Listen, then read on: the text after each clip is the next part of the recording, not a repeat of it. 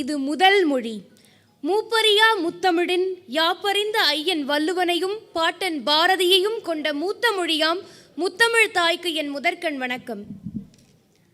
தமிழுக்கும் அமுதென்று பேர், இந்த தமிழின்பத் தமிழெங்கள் உயிருக்கு நேர், உயிருக்கு நேர் என்று தமிழ் கூறும் தமிழ் ஆர்வலர்கள் அனைவருக்கும் என் அன்பான தமிழ் வணக்கம். சொல்லில் உயர்வு தமிழ் சொல்லே, அதை தொழுது படித்திரடி பாப்பா என்று இன்றை தமிழை கொண்டாட வந்திருக்கும் சிறுவர்களுக்கும் பெற்றோர்கள் உங்கள் அனைவருக்கும் என் அன்பான தமிழ் வணக்கம். இன்றைய நாள் ஒரு சிறந்த நாள். முத்தத்தீவில் ஒரு முத்தான இரவு. ஆம், இன்று புதிய தொடக்கம். இந்திய பேனா நண்பர் பேரவையின் பஹ்ரைன் கிளை இன்று இனிதே தொடங்கவிருக்கிறது. நிகழ்ச்சியை தொடங்குவதற்கு முன்பால் இன்றைய நாளை தமிழ்த்தாயை வணங்கி அன்போடு ஆரம்பிப்போம். தமிழ்த்தாய் வாழ்த்து பாட குழந்தைகளை அன்போடு அழைக்கிறேன். ரோஹித், சைலேஷ், யோகேஸ்வரன் மற்றும் விஜயதர்ஷினி ஆகிய மழலை செல்வங்களை அன்போடு மேடைக்கு அழைக்கிறேன். உங்கள் அனைவரின் கைத்தட்டல்களுடன் மழலைகள் அனைவரும் மேடைக்கு வருமாறு அன்போடு அழைக்கிறேன். இப்பொழுது சொல்வேந்தர் சி. பாலு ஐயா அவர்கள், சொல்வேந்தர் பொன்சங்கர பாண்டியன் ஐயா அவர்கள், சொல்வேந்தர் ஜோதிபாசு ஐயா அவர்கள், மனிதநேய மாமணி மா கருணையா அவர்கள், சொல்வேந்தர் குகநாதன் ஐயா அவர்கள், சாமி என்ற பாலு ஐயா அவர்கள் ஆகியோரை மேடைக்கு வருமாறு அன்போடு அழைக்கிறேன். அனைவரும் எழுந்து நிற்கவும். தமிழ்த்தாய் வாழ்த்துடன் இன்றைய நாள் இனிதே துவங்கெடுக்கிறேன்.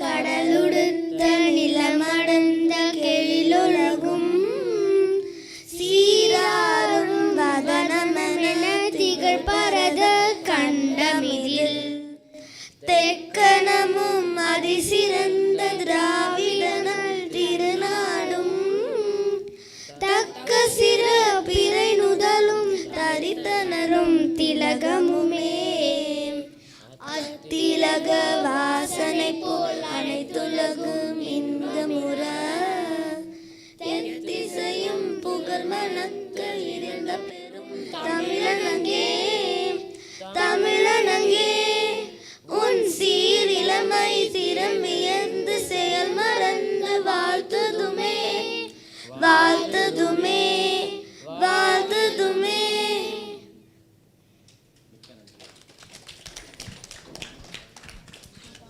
மழலை செல்வங்களுக்கு அன்பான கைத்தட்டல்களை கொடுத்து விடலாம். இனிமையான குரலில் இன்றைய நாளை தொடங்கி வைத்திருக்கிறார்கள்.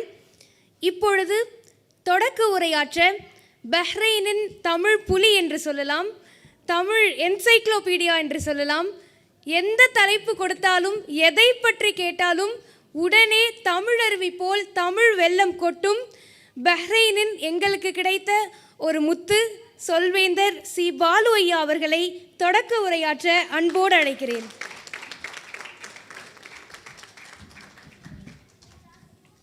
அருந்தமிழில் செந்தமிழில் செம்மையாய் உதிர்த்திட்ட அழகிய அறிமுகத்துக்கு நன்றி. தாங்கள் உதிர்த்திட்ட வார்த்தைகளுக்கு என்னை தகுதிப்படுத்தி கொள்ள நான் முயலுகிறேன் என்று கூறிக்கொண்டு செல்வி ஷினாஸ் சுல்தான் அவர்களை, அன்னை மொழியே, தாயே, அணுவில் கலந்த மொழியே, கருவில் உதிக்கும் போதே என்னுள் கலந்த மொழியே, இனிய தமிழ் எங்கு ஒழித்தாலும் ஓடோடி செல்வேனே, பைந்தமிழை கேட்டுவிட்டால் மெய்மறந்து நிற்பேனே. அதோடு பைந்தமிழை கேட்பது மாத்திரமில்லாமல் இசைத்தமிழ் நம் செவிகளிலே கேட்கையிலே நித்திரையிலும் ரசிப்பேனே. எம் வீரத்தாய் தமிழே, தலை வணங்குகிறேன் உனையே எனும் வரிகளோடு அன்னை தமிழுக்கு ஒரு முதல் வணக்கம் ஒன்றினை கூறிக்கொண்டு, தாய் தேசத்தில் இருந்து நாகரிகத்தின் தொட்டில்களாய் விளங்கும் மும்பை மாநகரில் இருந்து கொண்டு நமது நற்றமிழ் உறவுகளை பேனா வழியாக உற்றார் உறவினர்களாய் உடன் பிறந்தோராய் எண்ணி போற்றி நட்பு வளர்க்கும், நட்பினை போற்றும், நட்புக்கு மரியாதை செய்யும், நட்பையே உயிரை விட மேலாக கருதும், மாதவம் புரிந்து நட்பு நாடும் இந்திய பேனா நண்பர் பேரவையினுடைய நிறுவனரும் பேரவை தலைவருமான மனித நேய மாமணி ஐயா மா கருண் அவர்களே, உலகெங்கிலும் பேரவையை கொண்டு செல்ல விளையும் தங்களுடைய வியூகம் வெற்றி பெறட்டும் என்று எல்லாம் உள்ள இறையருளை இந்த தருணத்திலே வேண்டிக்கொண்டு, முத்துத்தீவினிலே சத்தான ஒரு தமிழை வித்தாக கருதி கத்துக்கடல் சப்தத்தையும் அமைதிப்படுத்தி முத்துநிகர் உறவுகளை ஒருங்கிணைத்து கூடியிருக்கும் பேனா நண்பர் பேரவையினுடைய பஹ்ரைன் கிளை சார்ந்த உறவுகளை, வண்ணமிகு நிகழ்வினை எண்ணத்திலே எண்ணியது போல் திண்ணியமான மனம் கொண்டு கண்ணியமாய் அழகுறவே தேனினமான நம் தமிழ் இனத்தை ஒருங்கிணைத்து இங்கே வழிநடத்தி சிறப்பாக நடாத்தி கொண்டிருக்கும் செயல் வீரர், பொன்மனமும் சங்கரனாரை தொழும் பக்தியும் கொண்டு பாண்டிய மன்னன் போல் முத்துத்தீவில் புகழ்பெற்று விளங்கும் நண்பர் முனைவர் பொன் சங்கர பாண்டியன் அவர்களே, சொல்வேந்தர் மன்றங்களினுடைய தலைவரை, பேனா நண்பர் பேரவையின் முக்கிய அங்கமே, இம்மன்றம் சார்ந்த உயிரினும் மேலான கனிநிகர் உறவுகளே, பேனா நண்பர் பேரவையினுடைய உறுப்பினர்களே, கண்ணான கண்மணிகளே, வாழ்த்துறை வழங்க வந்திருக்கும் அரங்கத்துக்கு ஒளிதரும் வண்ணம் இங்கே செயல் திறத்தால் சிறப்பாய் பணியாற்றும் சகோதரர் ஜோதிபாஸ் அவர்களே,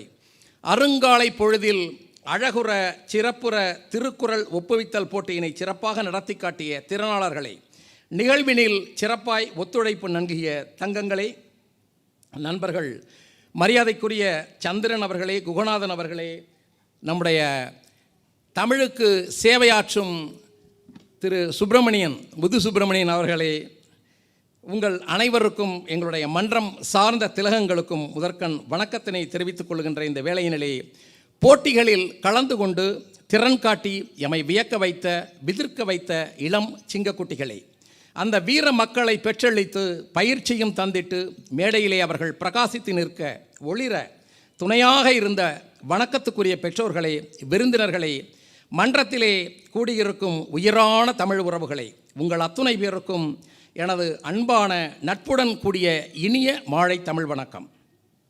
இன்று ஒரு நன்னாள், பொன்னாள், உதிக்கும் சூரியனாய் ஒரு பேனா நண்பர் பேரவை இந்த மண்ணிலே துவங்குகின்ற நன்னாள். நட்பினை மனதிலே கொண்டு உலகளாவிய அளவினிலே தங்கநிகர் தமிழர்கள் அத்துணை பேரையும் ஒருங்கிணைத்து முயற்சியினுடைய ஒரு துவக்க நாள் என்று தான் கூற வேண்டும். இதிலே துவக்க உரை ஆற்றுவதே எனது பேறு என்று நான் கூற கடமைப்பட்டிருக்கிறேன். 1000 சொந்தம் நம்மை தேடி வரும், ஆனால் தேடினாலும் கிடைக்காத சொந்தம் உயிரிணைய உறவு நட்புதான். அம்மாப்பேட்டையில் இருப்பவனும் ஐரோப்பாவில் இருப்பவனும் உறவு பூண்டு உயிரென கருதி பழகுவதும் நட்பாலேதான். உள்ள மட்டும் நானே என் உசிரக்கூடத்தானே நண்பன் கேட்டா வாங்கிக்கன்னு சொல்லுவேன் என்று கூற வைப்பது கூட நட்பு தான். நட்பு என்றால் ஏன் முக்கியம் என்று கேட்டபோது ஒருவன் கூறினான், காரணம் சொல்லாமல் கலைந்து போக இது கனவும் அல்ல, காரணம் சொல்லி கலைந்து போக இது காதலும் அல்ல, கடைசி வரைக்கும் வரும் உண்மையான நட்பு இது என்று மிக அழகாக உளமாற கூறினான். நம் தேசத்தினுடைய எல்லையிலே நடந்த ஒரு உண்மை கதை ஒன்றினை இந்த சந்தர்ப்பத்திலே உங்களோடு பகிர விரும்புகிறேன். பாய்ந்து வரும் எதிரிகளை தடுக்க தன்னுடைய உயிரை பணயம் வைத்து எதிரிகளுடைய மிக பெரும் ஆயுத குவியலை அழித்து ஒழிப்பதற்கு நம்முடைய இந்திய நாட்டைச் சேர்ந்த நமது போர் வீரன் ஒருவன் மிக அபாயகரமான ஒரு இடத்தை நோக்கி செல்லுகிறான். நம்முடைய கண்ணான போர் வீரன், தீப்பிழம்பு வானலாவா பொங்க வெடித்தது ஆயுதங்கள். ஐயோ, என் நண்பன் என்ன ஆனானோ என்று அவனுடைய தோழன் ஓடினான். அப்பொழுது போர் தளபதி கூறினார், பயனில்லை நண்பா, இவ்வளவு வெடிகள் வெடித்த இந்த காலகட்டத்திலே அவனுடைய உயிர் எப்பொழுதோ போயிருக்கும், நீ போய் அதில் பயன் எதுவும் இருக்காது என்றார். அப்பொழுது, இல்லை ஐயா, நான் போய்த்தான் ஆக வேண்டும் என்று கூறிவிட்டு ஓடினான் அந்த சக வீரன், அவனுடைய உயிரான நண்பன். தீ கொழுந்து எரிந்து கொண்டிருக்கும் அந்த சூழலிலே உயிரை கையிலே பிடித்து கொண்டு அந்த நண்பன் கூறுகிறான், வா நண்பா, நீ வருவாய் என்று எனக்கு தெரியும். என்னுடைய அடி ஆழத்திலிருந்து என் உள்ளம் கூறிக்கொண்டிருந்தது, எப்படி இருந்தாலும் நீ வருவாய் என்று. உனக்காகத்தான் தேக்கி வைத்திருந்தேன் என் உயிரை, உன் முகம் காணாது என் உயிர் போய்விடக்கூடாது என்று தான் மிகவும் சிரமப்பட்டு நான் என்னுடைய உயிரை இழுத்து பிடித்து கொண்டிருக்கிறேன் என்று கூறிவிட்டு, உன் மடியில் என் தலை சாய்த்து உயிர் விட்டால் என் ஜீவன் பிழைக்கும், மனம் சாந்தி பெறும், அடுத்த பிறவியிலும் நம் நட்பு தொடரட்டும் நண்பா என கூறி அவன் மடியிலே உயிர் விட்டான் அந்த இராணுவ வீரன். தோழர்களே, உண்மையாக நடந்த ஒரு கதை இது. நட்பு அத்தனை வலிமை வாய்ந்தது தோழர்களே. நட்பை என்றும் போற்றுவோம். அதற்கான காரணியான பேனா நண்பர் பேரவை வாழ்க. நன்கு வளர்ந்து ஆள்போல் பெருகி அருகுபோல் வேரோடி பல்கி பெருகி செழிக்கட்டும் இந்த நல் இயக்கம் என்று கூறி, வாய்ப்புக்கு நன்றி பாராட்டி அனைவருக்கும் இனிய வணக்கத்தினை கூறி எனது துவக்க உரையினை இதோடு நிறைவு செய்து, வாழ்க வளர்க வெல்க தமிழ், வாழ்க வளருடன் என்று கூறி விடைபெறுகிறேன். நன்றி, வணக்கம்.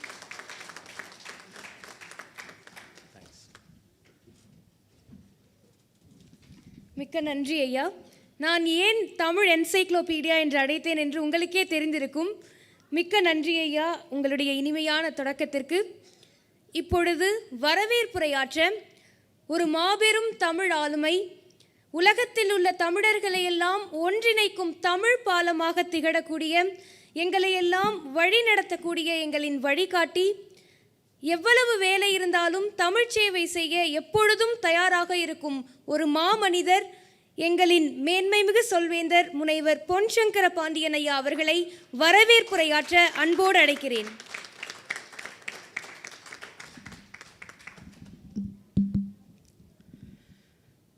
தமிழ்த்தாய் ஈன்றெடுத்த தமிழ் மகளே, நல்ல தமிழால் என்னை அறிமுகப்படுத்திய நெறியாளர் ஷீனா சுல்தான் அவர்களுக்கு முதல் நன்றியை தெரிவித்துக் கொள்கிறேன். வள்ளுவன் கண்ட தமிழே, ஔவை கண்ட அமுத தமிழே, கம்பனும் இளங்கோவடிகளும் தூக்கி வளர்த்த கன்னித் தமிழே, பாரதி கண்ட புதுமை தமிழே, இன்று இந்த முத்துத்தீவினில் பஹரினில் செந்தமிழாய் முத்தமிழாய் செழுந்தமிழாய் இனித்து கொண்டிருக்கும் தித்திக்கும் தமிழே, உன்னை வணங்குகிறேன். தமிழால் இங்கு கூடியிருக்கும் அத்தனை தமிழ் உறவுகளையும் அன்போடு வணங்கி வரவேற்கிறேன். இப்பொழுது இந்த தருணத்தில் நான் இங்கு மிக ஆனந்தமாக இருக்கிறேன். மகிழ்ச்சி வெள்ளத்தில் மிதந்து கொண்டிருக்கிறேன். ஏன் என்று தெரியுமா? இந்த முத்துத்தீவினில் தமிழ் ஒரு பாடமொழியாக இல்லாத இந்த பஹரினில் இங்கு படிக்கும் நம் மாணவர்கள் கிட்டத்தட்ட 518 திருக்குறளை இந்த அரங்கத்தில் இங்கு ஒலித்திருக்கிறார்கள். எத்தனை பெருமைப்படக்கூடிய விஷயம் அல்லவா இது? திருக்குறள் என்பது உலக பொதுமறையாக பார்க்கப்படுகிறது. ஏன் அது உலக பொதுமறை? உலகமெங்கிலும் எந்த ஒரு நாட்டிலும் எந்த ஒரு மொழி பேசுபவர்களுக்கும் அது ஒத்துப்போகும் கருத்தாக இருக்கும்.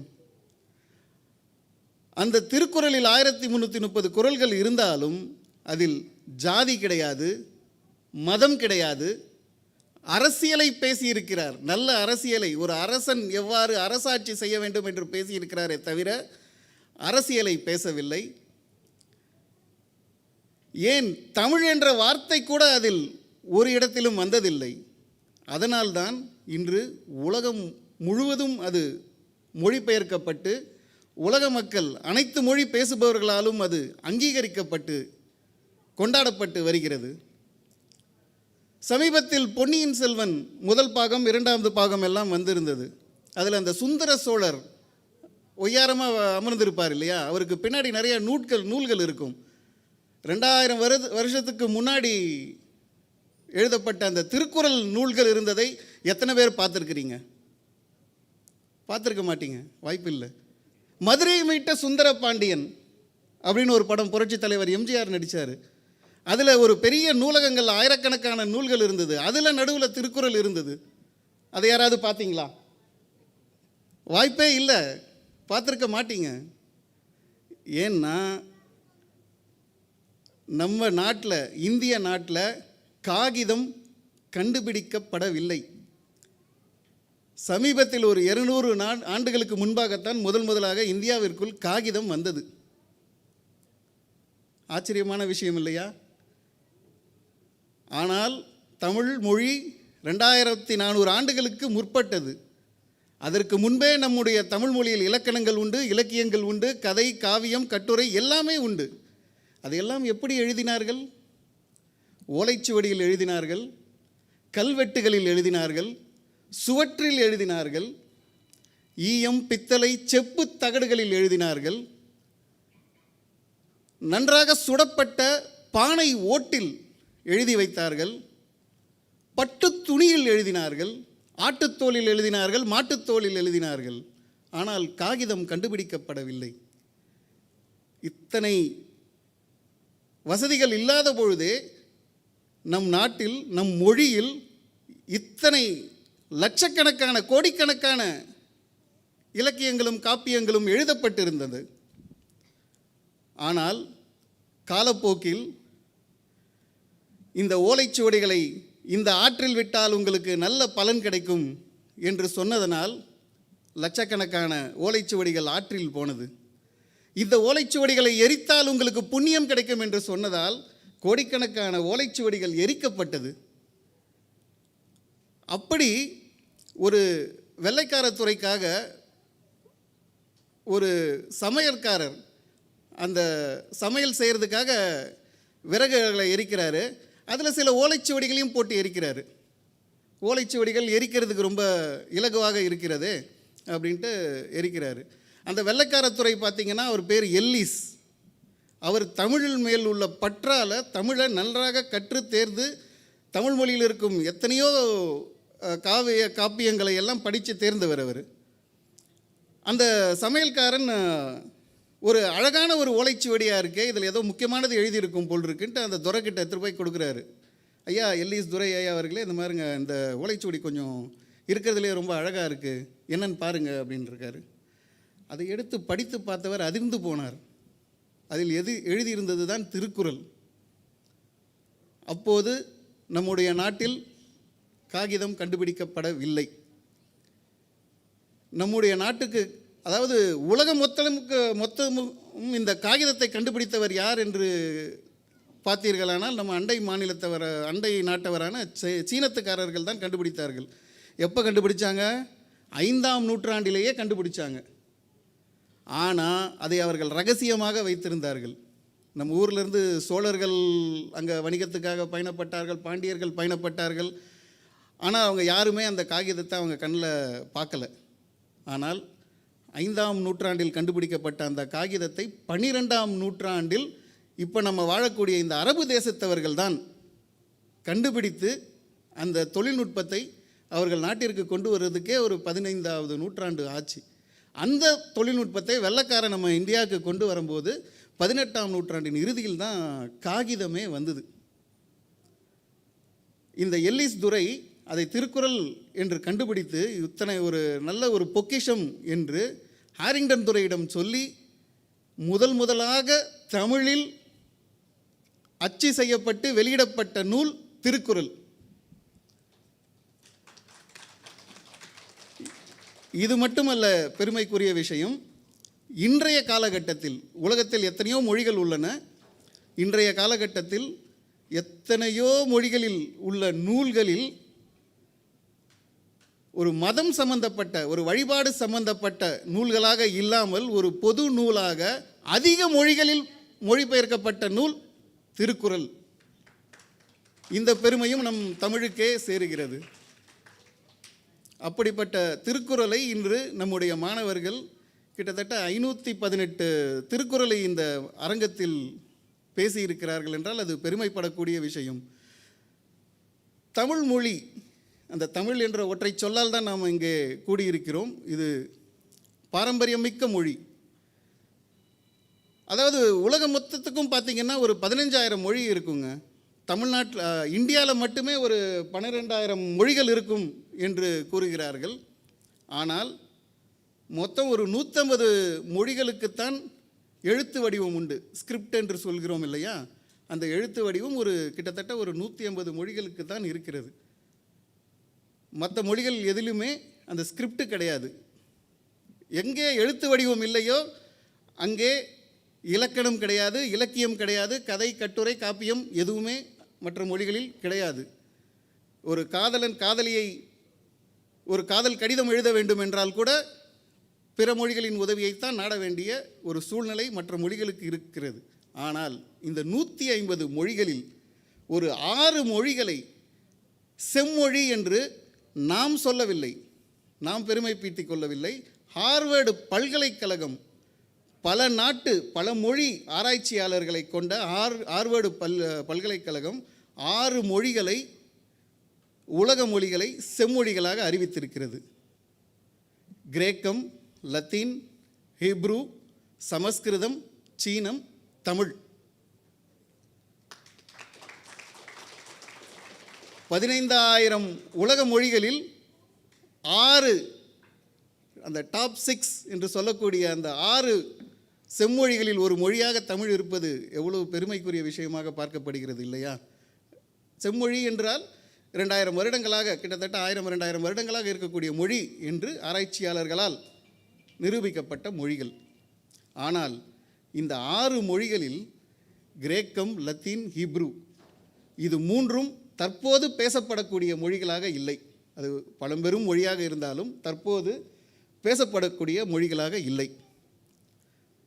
சமஸ்கிருதம் மிகவும் செல்வாக்கான ஒரு மொழி. அந்த மொழியை நான் குறைத்து பேச விரும்பவில்லை. கடவுளிடம் பேசக்கூடிய ஒரு மொழி. எங்க சௌக்கியமாக இருக்கீங்களா, சாப்பிட்டீங்களா, எப்படி இருக்கிறீங்க இப்படின்னு நமக்குள்ளே நம்ம பேசிக்கிறதுக்கு உண்டான மொழியாக அது பயன்பாட்டில் இல்லை. 4 மொழி போச்சா? சீனமும் தமிழும் தான் 2000 வருடங்களுக்கு முன்பாக கண்டுபிடிக்கப்பட்டு இப்பொழுது வரை பேச்சு வழக்கில் இருக்கின்றது என்ற பெருமையுடன் உங்களைப் போலவே நானும் இதுவரை நினைத்திருந்தேன். ஆனால் கீழடி என்றும் இடத்தை அவர்கள் தோன்றினார்கள் இல்லையா? அந்த கீழடியை தோன்றி அந்த ஆராய்ச்சியாளர்கள் அந்த அறிக்கையை சமர்ப்பித்த பிறகுதான் தெரிந்தது 2500 ஆண்டுகளுக்கு முன்பே நம்முடைய தமிழ் மொழி வாழ்ந்திருக்கிறது என்று. அங்கிருந்த பல நாணயங்கள், செப்புத் தகடுகள், கிட்டத்தட்ட ஒரு 1000கணக்கான பானைகளில், சுட்ட பானைகளில் நம் தமிழ் மொழியை எழுதியிருக்கிறார்கள். ஆக உலக மொழிகளிலேயே மூத்த மொழி தமிழ் மொழி என்பதை நாம் வெறும் பெருமையாக சொல்லவில்லை, ஆராய்ச்சியாளர்கள் அதிகாரப்பூர்வமாக எடுத்துக்காட்டுடன் அதை சொல்லியிருக்கிறார்கள். அப்படிப்பட்ட ஒரு பெருமை மிகு மொழி, அந்த மொழிக்கு சொந்தக்காரர்கள் நாம் என்ற ஒரு பெருமையுடன் நின்றுவிட முடியுமா? முடியாது இல்லையா? அந்த பெருமை மிகு மொழியை, அதன் பண்பாடு சிதையாமல் நம்முடைய அடுத்த தலைமுறைக்கு எடுத்து செல்வது நம்முடைய கடமை. அது ஒரு முதல் கடமையாகவே நம் போன்ற தமிழ் அமைப்புகள் நடத்தி கொண்டு வருகின்றன. எத்தனையோ தமிழ் அமைப்புகள் நம் முத்துத்தீவில் உண்டு, பஹ்ரைனில் உண்டு. எல்லாருக்கும் தெரியும், எல்லாரும் நம்ம அவங்களுடைய நிகழ்ச்சிகள் எல்லாருமே அட்டன் பண்ணியிருக்கோம். ஆனாலும் இந்த பேனா நண்பர் பேரவை தமிழ் இயக்கம், இதற்கு என்ன ஒரு சிறப்பு என்றால், இங்கு ஜாதி கிடையாது, அரசியல் கிடையாது, மதம் கிடையாது. எந்த ஒரு சச்சரவு உண்டாக்கக்கூடிய எந்த ஒரு விஷயமும், ஒரு மனிதனோடு சேர விடாமல் பிரிவுபடுத்தக்கூடிய எந்த ஒரு விஷயமும் இந்த அமைப்புகளில் கிடையாது. 29 ஆண்டுகளுக்கு முன்பு நம்முடைய தலைவர் மனிதநேய மாமணி மா. கருண் அவர்கள் அன்பு, நட்பு, மனித நேயம் இந்த 3ஐயும் வலியுறுத்தக்கூடிய ஒரு முக்கிய நோக்கமாக கொண்டு இந்த பேரவையை ஆரம்பித்தார். நம்ம மக்களுக்குள்ள அன்பு நிறையா பெருகணுங்க. அன்பு பெருகுச்சினாலே அங்கே அராஜகம் இருக்காது, அநீதி இருக்காது, எந்த ஒரு பிரச்சனையும் வராது. ஒரு நாட்டுக்கும் சண்டை வராது, ஒரு எல்லை பிரச்சனையும் வராது. அதுக்கு என்ன தேவை? அன்பு தேவை. அன்பு இருந்ததுன்னா அங்கே நட்பு பாராட்டுவோம். அவர் அழகாக சொல்லுவார், நம்ம பேரவைக்கு மெம்பர்ஸ் வேண்டாம், நண்பர்கள் தான் வேண்டும். மெம்பர்கள் வேண்டாம், நண்பர்கள் தான் வேண்டும் என்று மிக அழகாக சொல்லுவார். இப்போ கூட பார்த்தீங்கன்னா காலையிலேருந்து இந்த நிகழ்ச்சி அட்டன் பண்ணியிருப்பீங்க. இது போல் ஏதாவது ஒரு புது கிளை திறப்பு விழாலாம் இருந்ததுன்னா அங்கே ஒரு கவுண்டர் போட்டிருப்போம், அப்ளிகேஷன் ஃபார்ம் வச்சுருப்போம், பக்கத்தில் ரசீதை வச்சுட்டு உட்காந்துட்டு எல்லோரும் மெம்பர்ஸை பிடிச்சிட்டு இருப்பாங்க. நம்மக்கிட்ட அதெல்லாம் கிடையாது. நட்போட பழகலாம், ஒரு அன்பு, மனித நேயம், நட்பை பழகலாம், பருகலாம் என்று ஆசைப்படுபவர்கள், விரும்புபவர்கள் நட்போடு வாருங்கள், நம் பேரவையில் இணையுங்கள். இதுதான் நம் பேரவையின் முக்கிய நோக்கமாக திரு மா கருண் அவர்கள் 29 வருடமாக இந்தியாவில் உள்ள அனைத்து மாநிலங்களிலும் கிளை பரப்பி, தமிழ்நாட்டில் உள்ள அத்தனை மாவட்டங்களிலும் கிளை பரப்பி, தற்போது உலகத்தில் உள்ள பல நாடுகளில் கிளை பரப்பி இந்த நட்பை வளர்த்து கொண்டு இருக்கிறார் என்றால் அது பாராட்டப்பட வேண்டிய விஷயம், பெருமைப்பட வேண்டிய விஷயம். அப்படிப்பட்ட ஒரு மனிதர் திரு கருண் ஐயா அவர்கள் இன்று பஹ்ரைன் வந்திருக்கிறார், நம்மோடு இணைந்திருக்கிறார். இன்று இந்த பஹ்ரைன் கிளையை திறந்து வைக்க இருக்கிறார். இது மிகவும் மகிழ்ச்சியான தருணம். அவரை வருக வருக என்று அன்போடு வரவேற்கிறேன். தமிழ் இயக்கம் என்பது VIT, Vellore institute of technology இருக்கிறது, அதோடைய வேந்தர் திரு கோ விஸ்வநாதன் அவர்களை தலைவராக கொண்டு தமிழருவி திரு அப்துல் காதர் ஐயா, கவிஞர், புகழ்பெற்ற கவிஞர் அப்துல் காதர் ஐயா அவர்களை செயலாளராக கொண்டு தென்னிந்தியாவில் திரு வணங்காமுடி, இவரும் ஒரு பல்கலைக்கழகத்தின் வேந்தராக இருப்பவர், தென்னிந்தியாவின் ஒருங்கிணைப்பாளராக இருக்கிறார். வட இந்தியாவின் ஒருங்கிணைப்பாளராக திரு மா கருண் அவர்கள் இருக்கிறார். வளைகுடாவில் சமீபத்தில் கால் பதித்திருக்கிறது தமிழ் இயக்கம். வளைகுடாவில் இருக்கிற ஒவ்வொரு நாட்டிலும் ஒரு ஒருங்கிணைப்பாளர்கள் இருக்கிறார்கள். தமிழ் இயக்கத்தின் முக்கிய நோக்கமும் கிட்டத்தட்ட இதேதான். தமிழை அடுத்த தலைமுறைக்கு சிதையாமல் கொண்டு போய் சேர்ப்பது. இங்குள்ள குழந்தைகளுக்கு, குறிப்பாக சொல்ல வேண்டுமானால் தமிழ்நாட்டுக்கு வெளியே, இந்தியாவுக்கு வெளியே உள்ள குழந்தைகளுக்கு தமிழை நல்ல முறையில் பயிற்றுவிப்பதற்கு உண்டான ஏற்பாடுகளை செய்வது, பிற மொழி கலப்பில்லாமல் தமிழை பேசுவது, தமிழில் மொழி ஆராய்ச்சி, மொழி மேம்பாடு, இதற்குண்டான எந்த ஒரு விஷயமாக இருந்தாலும் அதற்கு ஆதரவு தருவதற்காக வேந்தர் கோ விஸ்வநாதன் ஐயா அவர்கள் தயாராக இருக்கிறார்கள். அதை ஒரு முக்கியமாக நோக்கமாக கொண்டுதான் இந்த தமிழ் இயக்கம் செயல்பட்டு வருகிறது. உலகத்தில் உள்ள நல்ல அமைப்புகள், சாதி மத எந்த ஒரு வேறுபாடும் இல்லாத ஒரு அமைப்புகளை எல்லாம் ஒருங்கிணைக்கும், ஒரு குடையில் ஒருங்கிணைக்கும் ஒரு உன்னத நோக்கத்துடன் தமிழ் இயக்கம் செயல்பட்டு கொண்டு வருகிறது. இதன் கிளையை பற்றியும் தமிழ் இயக்கத்தை பற்றியும் இது ஒரு அறிமுக விழாவாகவும் இதை இங்கே செயல்படுத்துகின்றோம். இப்படிப்பட்ட ஒரு அன்பான தருணத்தில் நண்பர்கள் அனைவரும் இங்கே இணைந்திருப்பது மிகவும் மகிழ்ச்சிகரமான விஷயமாக இருக்கிறது. அனைவரையும் அன்போடு வரவேற்கிறேன். இந்த நிகழ்ச்சி சிறப்பதற்காக அனைவரும் இறுதி வரை இருந்து சிறப்பு செய்ய வேண்டும் என்பதை கேட்டுக்கொண்டு அன்போடு விடைபெறுகிறேன். நன்றி, வணக்கம். மிக அருமையான பேச்சு.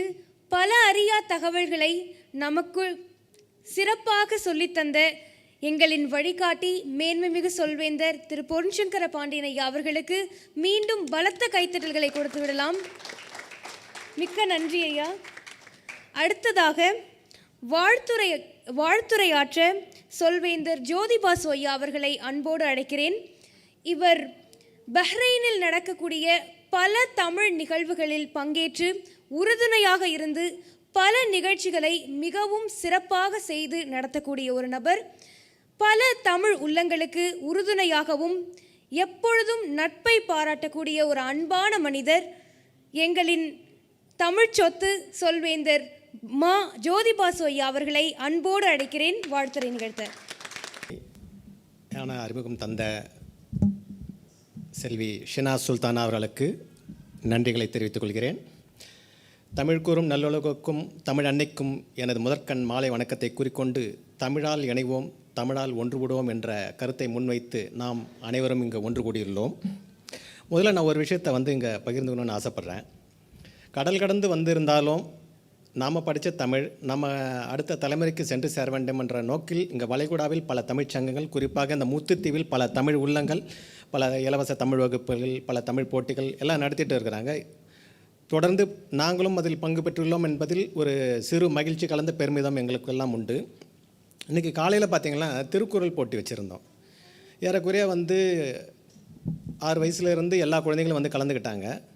ஒரு சில குழந்தைங்கள்லேருந்து எல்லா குழந்தைகளுமே மேடை தயக்கம் இல்லாமல் இந்த மைக்கை பிடிச்சிக்கிட்டு பல திருக்குறள்களை சொன்னாங்க.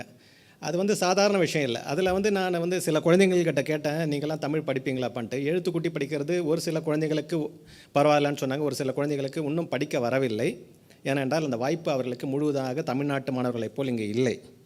ஆனாலும் அவர்கள் பெற்றோரும் ஆசிரியர்களோ அல்லது இந்த மாதிரி இலவச வகுப்புகளிலோ சொல்லிக் கொடுப்பதை மனப்பாடம் செய்து ஞாபகம் வைத்துக்கொண்டு இந்த மேடையில் தயக்கமில்லாமல் பல திருக்குறள்களை சரளமாக அந்த கொடுக்கப்பட்ட நேரத்திற்குள் தயக்கமின்றி தவறுமின்றி உச்சரித்தது மிகவும் என்னை போன்றவர்களுக்கு வேப்பில் ஆழ்த்தியது. ஏன்னா அதில் பல குறள் வந்து எனக்கே தெரியலதுங்க, எனக்கு மட்டும் இல்லைங்க, இங்கே இருக்கிற நம்ம அனைவருக்குமே தெரிஞ்சிருக்கிறதுக்கு வாய்ப்பு இல்லை. அதுக்கு என்ன காரணம்னா அவங்களுக்கு வந்து முதல் ஆர்வம் கொடுத்து ஊக்கம் கொடுத்து அவங்களை வழி நடத்தி அவங்களை உற்சாகப்படுத்தி அந்த சொல்லிக் கொடுத்த அந்த பெற்றோர்களுக்கு நாங்கள் தலை வணங்கி மகிழ்ச்சிகளை வெளிப்படுத்திக்கிறோம்.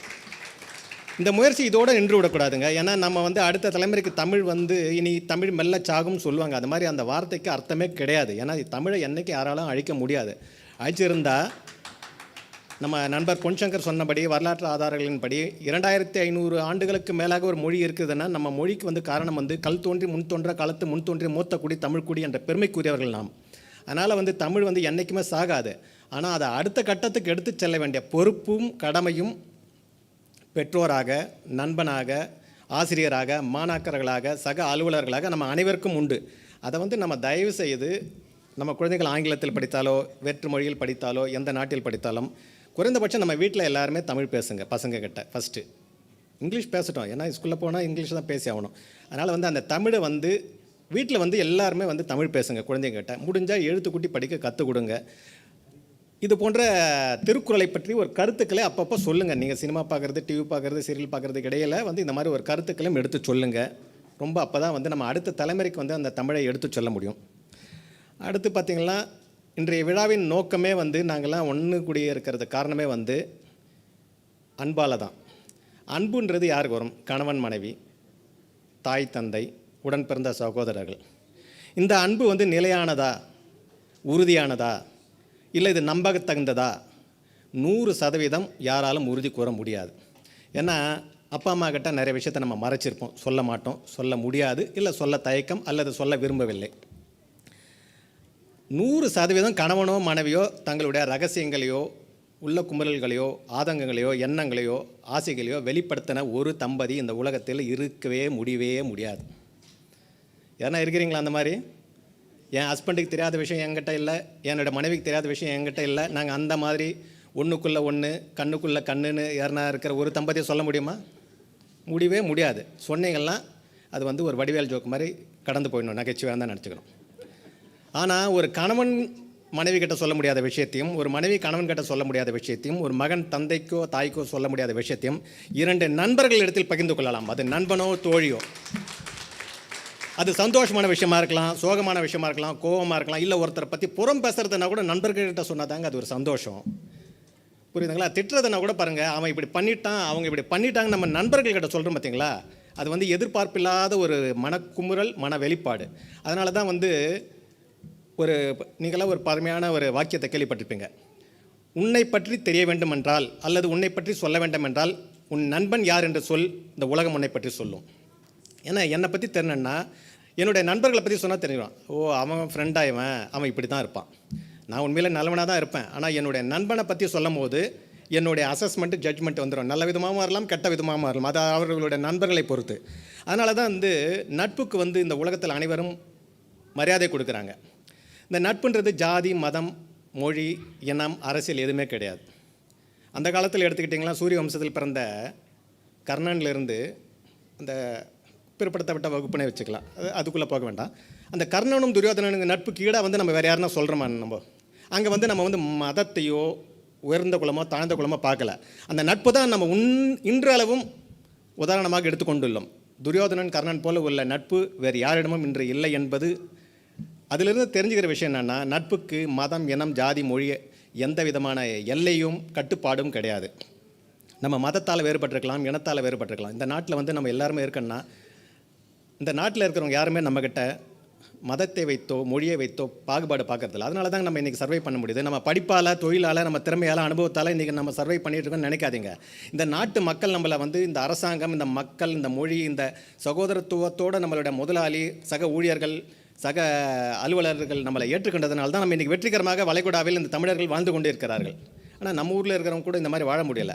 ஏன்னா இங்கே வந்து நம்ம மதத்தின் அப்பாற்பட்டு, இனத்திற்கு அப்பாற்பட்டு, மொழிக்கு அப்பாற்பட்டு நட்பு என்ற ஒரே ஒரு ஒற்றை சொல் தான் நம்ம அனைவரும் இங்கே இணைத்துள்ளது. அடுத்து இந்த நாளின் முக்கியமான நிகழ்வாக நம்ம எதை பார்க்குறோன்னா, தமிழ் இயக்கம், வளைகுடா தமிழ் இயக்கத்தின் பஹ்ரைன் கிளை அதனுடைய பொறுப்பாளராக இல்லாது இன்று துவக்க விழாக நடைபெறுகிறது. நம்ம ஐயா பொன்சங்கர் சொன்னபடி மும்பையிலிருந்து நமக்காக 29 வருடங்களுக்கு முன்பாக இந்த தமிழ் இயக்கத்தையும் பேனா நண்பர்கள் பேரவையும் ஆரம்பித்து இதை அடுத்த கட்டத்திற்கு செல்ல வேண்டும் என்ற பல உயர்ந்த நோக்கத்தோடு நம்ம கருண் ஐயா வந்து இந்த பேனா நண்பர்கள் இயக்கத்தை தொடங்கி நடத்திட்டுருக்கார். எல்லாருமே நினச்சிருப்பாங்க இது வந்து தமிழுக்காக தான், ஏதோ சரி தமிழ் கிளாஸ் நடத்துகிறாங்க, தமிழ் வளர்ச்சிக்காக கருண் ஐயா இந்த மாதிரி பண்ணுறாரு, அதனால் அதனுடைய ஒரு கிளையாக வந்து பஹ்ரைனில் ஆரம்பித்து இந்த திருக்குறள் ஒப்பித்த போட்டி. அது மட்டும் இல்லைங்க, தமிழும் மட்டும் இல்லை, பல இரத்த தான முகாம்கள் நடத்தி கொண்டு உள்ளார். அதாவது ரத்த தானம் என்றது சாதாரண தானம் இல்லை. நீங்கள் வந்து ஒரு பொருள் கொடுத்துட்டா கூட நாளைக்கு வந்து திருப்பி கொடுத்துருவாங்க, பணம் கடன் கொடுத்தா திருப்பி கொடுத்துருவாங்க. நம்ம இன்றைக்கி ஒரு பர்த்டே கிஃப்ட் பண்ணோன்னா மறுநாளைக்கு நமக்கு ஒரு பர்த்டே கிஃப்ட் வரும் தான் எதிர்பார்த்து கொடுக்குறோம். ஆனால் நம்ம ஒருத்தர்கிட்ட ரத்தத்தை கொடுத்துட்டு நம்ம அவங்க நாளைக்கு ரத்தத்தை கொடுக்கணும்னு நம்ம எதிர்பார்க்கவே மாட்டோம். ஏன்னா அந்த மாதிரி நிலைமை நமக்கு வரக்கூடாது. அப்படி என்றால் நம்ம ஆரோக்கியமாக இருக்க வேண்டும், அடுத்தவர்கள் ஆரோக்கியமாக இருக்க வேண்டும், அடுத்தவர்கள் உயிர் வாழ வேண்டும் என்ற உயர்ந்த நோக்கத்துடன் பிரதிபலன் பாராமல் தரக்கூடியது தான் குருதிக் கொடை. அந்த குருதிக் கொடையை வந்து நம்ம பேனா நண்பர்கள் பேரவை மூலமாக இந்தியா முழுக்க பல வளைகுடா நாடுகளில் இந்த பேனா நண்பர்கள் பேரவை செய்து கொண்டுள்ளது. அதனால் வந்து இது வந்து ஒரு தமிழுக்காக மட்டுமல்ல, இது சமுதாய நோக்கத்துடன், மொழிக்காக, சமுதாயத்திற்காக, இனத்திற்காக, நட்புக்காக செய்ய வேண்டியது. அடுத்து பொன்சங்கர் சொன்னபடி உறுப்பினர்கள் தேவையில்லை, நண்பர்கள் தான் தேவைன்னார். அந்த நண்பர்கள் என்ற ஒரே ஒரு வார்த்தைக்காக தான் எங்களால் அன்போடு அழைக்கப்படும் திரு பொன்னார் அவர்களுக்காக தான் நாங்கள்லாம் ஒன்று கூடியிருக்கிறோம். இங்கே வேறு எந்த காரணமும் கிடையாது, ஒரே காரணம். இந்த நிகழ்ச்சி ஏன் நடக்குது? இந்த நிகழ்ச்சிக்கு நான் ஏன் வந்திருக்கேன், பாலு சார் ஏன் வந்திருக்காரு, நீங்கள் ஏன் வந்திருக்கீங்க, குகநாதன் ஏன் வந்திருக்காரு, திருப்பதி ஏன் வந்திருக்காரு, சுவாமிநாதன் எவ்வளோ வந்திருக்காரு, குழந்தைங்களாம் ஏன் வந்திருக்கிறீங்க? ஒரே ஒற்றை சொல், ஒற்றை மந்திரம், பொன்னார் பொன்னார் பொன்னார். அதுதாங்க. ஏன்னா நல்ல மனிதர்கள் இடத்துல வந்து நல்ல வைப்ரேஷன் இருக்கும். நல்ல வைப்ரேஷன் இருந்துன்னு வச்சுங்க, கூப்பிட்ட உடனே வரணும். அதுதான் ஒரு நல்ல நட்புக்கு அடையாளம். ஏன் எதுக்குன்னு கேட்கக்கூடாது. நான் மட்டும் இல்லைங்க, பொன்னார் கூட பழகின அத்தனை பேருக்கும் தெரியும். நான் வந்து இந்த இடத்துல வந்து நம்மளுடைய கருண் ஐயா அவர்களுக்கு ஒரு மிகப்பெரிய நன்றியை தெரிவிச்சுக்கிறேன். எதனாலன்னா, இதனை இவனால் செய்து முடிப்பான் என்ற குரலை வந்து கரெக்டாக புரிஞ்சுக்கிட்டவர் அவர் தான். ஏன்னா வளைகுடாவில் இந்த தமிழ் இயக்கமாக இருக்கட்டும், பேனா நண்பர்கள் பேரவையாக இருக்கட்டும், யாரை வந்து ஒரு முன்னிலைப்படுத்தினா தலைமை பொறுப்பு இல்லை. நாங்கள் வந்து தலைமை பொறுப்பே யாருமே கிடையாது, பொன்னாரும் கிடையாது, யாருமே கிடையாது. யாரை முன்னிலைப்படுத்தினால் இந்த இயக்கத்தினை, அவருடைய நோக்கத்தை அடுத்த கட்டத்திற்கு செல்ல வேண்டும் என்று ஒரு பகுப்பாய்ந்து ஒரு திறமையாக ஒரு கண்டுபிடிக்கப்பட்ட ஒரு மனிதர் தான் பொன்னார். அதனால தான் அவர் வந்து வளைகுடா பொறுப்பாளர், பஹ்ரைன் கிளை பொறுப்பாளராக நியமித்துள்ளார். அந்த ஒரே ஒரு ஒற்றை சொல் மந்திரம் தான் நம் அனைவரையும் இன்று இணைத்துள்ளது. அதற்கு ஒரே காரணம் நட்பு தான். அதே மாதிரி நம்ம பாலையா ஒரு பாட் பண்ணார், என் நண்பன் கேட்டால் நானே உசுரை கூட தானே தருவேன்ட்டேன். அதை விட இன்னொரு கொஞ்சம் பெருமையாக சொல்லணும்னா, பொன்னார் வந்து எப்படின்னா, நட்பை கூட கற்பை போல எண்ணுவேன். ஏன்னா உயிரை விட மேலானது நட்பு. அப்படின்னா நம்ம உயிரை கூட வந்து சில நேரத்தில் வந்து இழந்துடலாம், ஆனால் நட்பை இழந்துட்டால் வாழ முடியாது.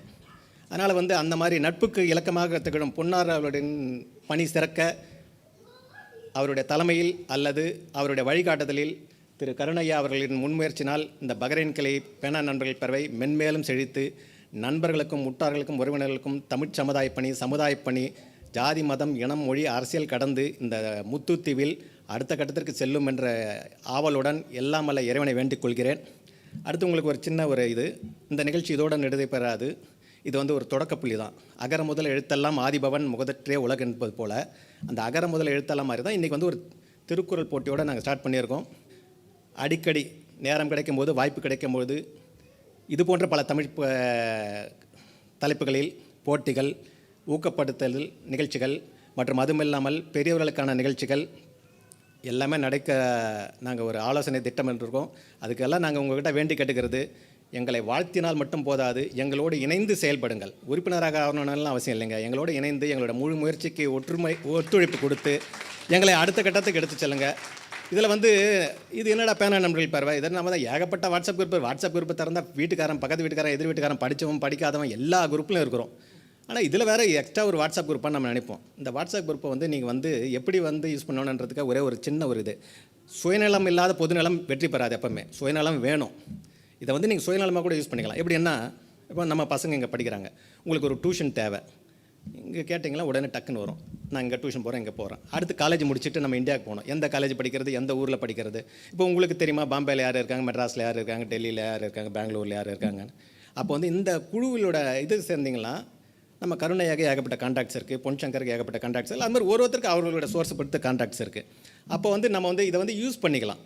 இது எந்த காலேஜுங்க, அந்த காலேஜில் சீட் கிடைக்குமா, கோர்ஸ் எப்படி இருக்குது, ஸ்ட்ரக்சர் எப்படி இருக்குது, நாளைக்கு அந்த ஊரில் ஏதாவது பிரச்சனை இருந்தாலும் நம்ம இந்த நண்பர்கள் மூலமாக தொடர்பு கொண்டோம்னா, இந்த தொடர்பு மூலம் கருணையா போட்ட அந்த விதையோட ஆலமர விருட்சம் உலகம் முழுக்கும் இந்தியா முழுதும் பரவி இருக்கிறதுனால அதை நம்ம கிளையாக பற்றி கண்டு நம்ம ஊசலாட்டத்திலிருந்து அல்லது ஒரு ஆபத்திலிருந்து காப்பாற்றிக் கொள்ளலாம். அதனால் இது ஒரு வெட்டிக்கதை பேசும் வாட்ஸ்அப் குரூப்போ இல்லை ஒரு இயக்கமோ ஒரு நண்பர்கள் குழுவோ அல்ல. இது அனைவருக்கும் பொது நலச் சேவையோட பிரதிபலன் பெறாமல் மதம், மொழி, இனம், அரசியல் கடந்து கட்டணமில்லாத, அதுதான் முக்கியங்க, மெம்பர்ஷிப் கிடையாது, ஃபீஸ் கிடையாது, ஒரு சப்ஸ்கிரிப்ஷன் கிடையாது, அந்த மாதிரி எந்த விதமான கட்டுப்பாடும் கிடையாது. வாங்க, நீங்களும் வளரலாம், நாங்களும் வளரலாம். உங்களுடைய ஒத்துழைப்பு எங்களுக்கு தேவை, எங்களுடைய ஒத்துழைப்பு உங்களுக்கு என்றும் உண்டு. அதற்கு உறுதுணையாக இருந்த அனைத்து நண்பர்களும், இந்த பேனா நண்பர்கள் பேரவை நிறுவனர் திரு கருணையா, பொன்சங்கர், திரு பாலசுப்ரமணியன் ஐயா, குகநாதன், திருப்பதி, சாமிநாதன், அசோக் எல்லாம் காலையிலேருந்து நிறைய வேலை செஞ்சுருக்காங்க. இதெல்லாம் பார்த்திங்கன்னா நிறைய பேர், எனக்கு காலையில் நிறைய பேரும் சாமியெல்லாம் யாருன்னு தெரியாது. அந்த மாதிரி நிறைய பேருக்கு இந்த ஒரே ஒரு பேனா நண்பர்கள் பேரவை அது அப்படியே ஒருத்தர் புள்ளி வச்சாங்களா அப்படியே கோலம் போடுறதுன்னு சொல்லி பார்த்தீங்களா, ஒரு புள்ளி வச்சா அந்த கோலம் முழுமை பெறாது. அது முழுமையாக முழுமை பெற்றாதான் அதனுடைய பார்வையும் மதிப்பும் மரியாதையும் அழகுணர்ச்சியும் மற்றவர்களை கவரும்.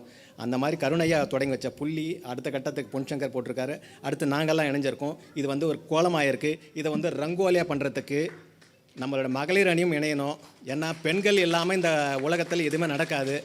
இந்த மேடையில் அடுத்த கூட்டம் நடைபெறும் போது சில மகளிரும் இருந்தாங்கன்னா அது இன்னும் கொஞ்சம் கலர்ஃபுல்லாக இருக்கும். வானவில் மாதிரி இருங்க, 7 கலரும் வண்ணமாக இருந்தால் தான் அது ஜொலிக்கும்.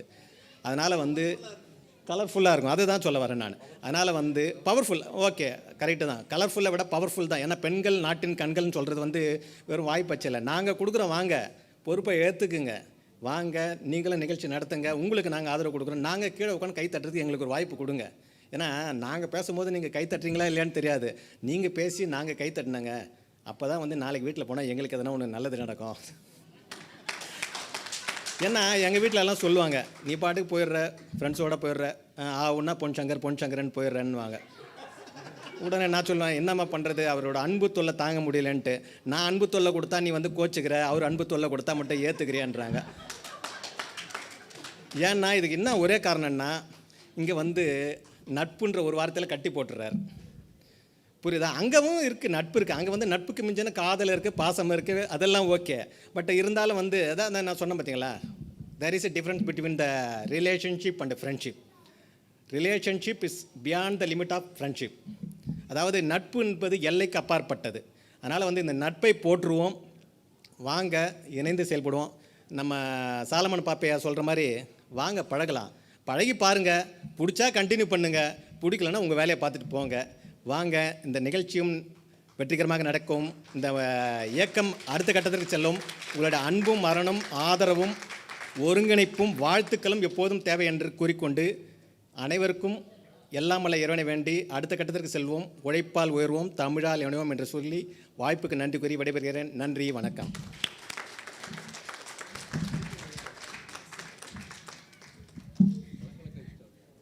நட்பு பாராட்டும் பேச்சு, ஒரு பலத்த கைத்தட்டல் கொடுத்து விடலாம் சொல்வேந்தர் ஜோதிபாசு ஐயா அவர்களுக்கு. இப்பொழுது நம் கதாநாயகரை கௌரவிக்கும் தருணம். பேனா நண்பர் பேரவையின் தலைவர், அதாவது ஒரு விதையாக போட்டு அது கிளையாக பரப்பி பெரும் செழுமையான மரமாக வளர்ந்து நிற்கிறது. உலகம் முழுவதும், மும்பையில் ஆரம்பித்து இன்று உலகம் முழுவதும், தமிழ்நாட்டில் இருக்கக்கூடிய மாவட்டங்களிலும் இந்தியாவில் இருக்கக்கூடிய பல மாநிலங்களிலும் உலகில் இருக்கக்கூடிய பல நாடுகளிலும் இன்று சேவைகளை சிறப்பாக செய்து கொண்டிருக்கும் ஒரு மாமனிதர், மனிதநேயமிக்க மனிதர். நட்பு, அன்பு, மனிதநேயம் இதை தன் நோக்கமாக கொண்டு பல லாபமற்ற செயல்களை உலகம் முழுவதும் செய்து கொண்டிருக்கும் ஒரு மாபெரும் மனிதர் இன்று நம்முடன் இணைந்திருக்கிறார். அவர் சிறப்புரை ஆற்றுவதற்கு முன்னால் அவரை கௌரவிக்க மேன்மைமிகு சொல்வேந்தர் பொன் சங்கர பாண்டியன் ஐயா அவர்களை அன்போடு அழைக்கிறேன்.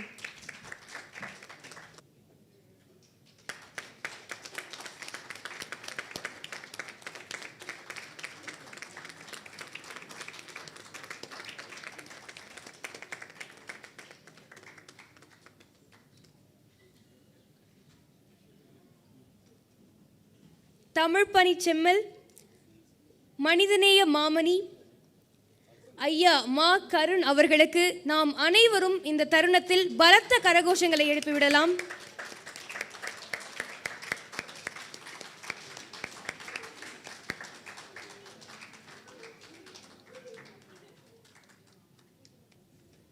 ஐயா, மேடை உங்களிடம். மறுவுக மாசற்றார் கேண்மை, பிறப்புக்கும் எல்லா உயிர்க்கும்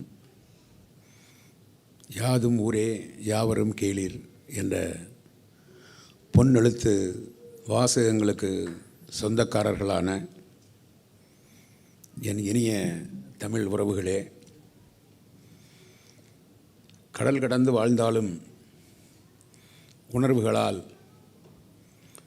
இனம் மொழி என்ற பற்றிலே இணைந்து குடும்பமாக முத்துத்தீவிலே வாழ்ந்து கொண்டிருக்கின்ற என் அருமை சொந்தங்களே, உங்கள் அனைவருக்கும் என்னுடைய முதல் வணக்கம்.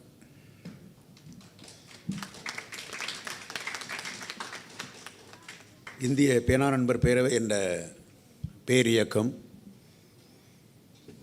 பல்வேறு மாவட்டங்கள், பல்வேறு மாநிலங்கள், பல்வேறு நாடுகளில் இந்த பேரவையை முன்னெடுத்து சென்று அன்பு, நட்பு, மனிதநேய சிந்தனைகளை விதைப்பதும் வளர்ப்பதுமான பணிகளில் அயராது ஈடுபட்டு கொண்டிருக்கின்ற இந்த பேர் இயக்கத்தின் பேராகவும் விழுதாகவும் பல நண்பர்கள் இயங்கிக் கொண்டிருக்கின்றார்கள். அந்த இயக்கத்தின் தொடர்ச்சியாக, அந்த இயக்கத்தின் வளர்ச்சியாக இந்த பஹ்ரைன் நாட்டில் பேரவையினுடைய கிளையை தொடக்கி வைப்பதிலே நான் மிக்க மகிழ்ச்சி அடைகின்றேன். பல்வேறு நாடுகளில் பல்வேறு தமிழ் நிகழ்ச்சிகளில் நான் கலந்து என்னுடைய உரையை வழங்கியிருந்தாலும் இன்று இந்த அரங்கத்தில், இந்த மேடையில் இந்த தமிழ் அருவிகளை சந்தித்ததிலே எனக்கு மிக்க மகிழ்ச்சி. நான் இவர்களெல்லாம் நண்பர்களாகத்தான் அறிவேன். திரு பாலு அவர்கள் அவருடைய உரையை கேட்ட பொழுது உண்மையிலேயே இனமும் மொழியும் உணர்வுகளால் அவருடைய இதயங்களிலே ஒன்றி இருக்கின்றது என்பதை கண்டு மிகவும் மகிழ்ச்சி அடைகின்றேன். ஜோதிவாசு அவர்கள் அவருடைய உரையிலே பல்வேறு நட்பு சிந்தனைகளை குறிப்பிட்டார்கள். நட்பினுடைய சிறப்பு, அன்பு காட்டுவது, அன்பிலே விளைகின்ற பெருமைகள், கணவன் மனைவி, தாய் தந்தை, அண்ணன் தம்பி மற்றும் உறவுகள் அனைத்துக்கும் மேலான ஒரு பந்தம், பாசம் நட்பிலே மட்டும்தான் உண்டு என்பதை மிகவும் அழகாக கோடிட்டு காட்டினார்கள். பொன்னார் சொன்னார் என்பதற்காக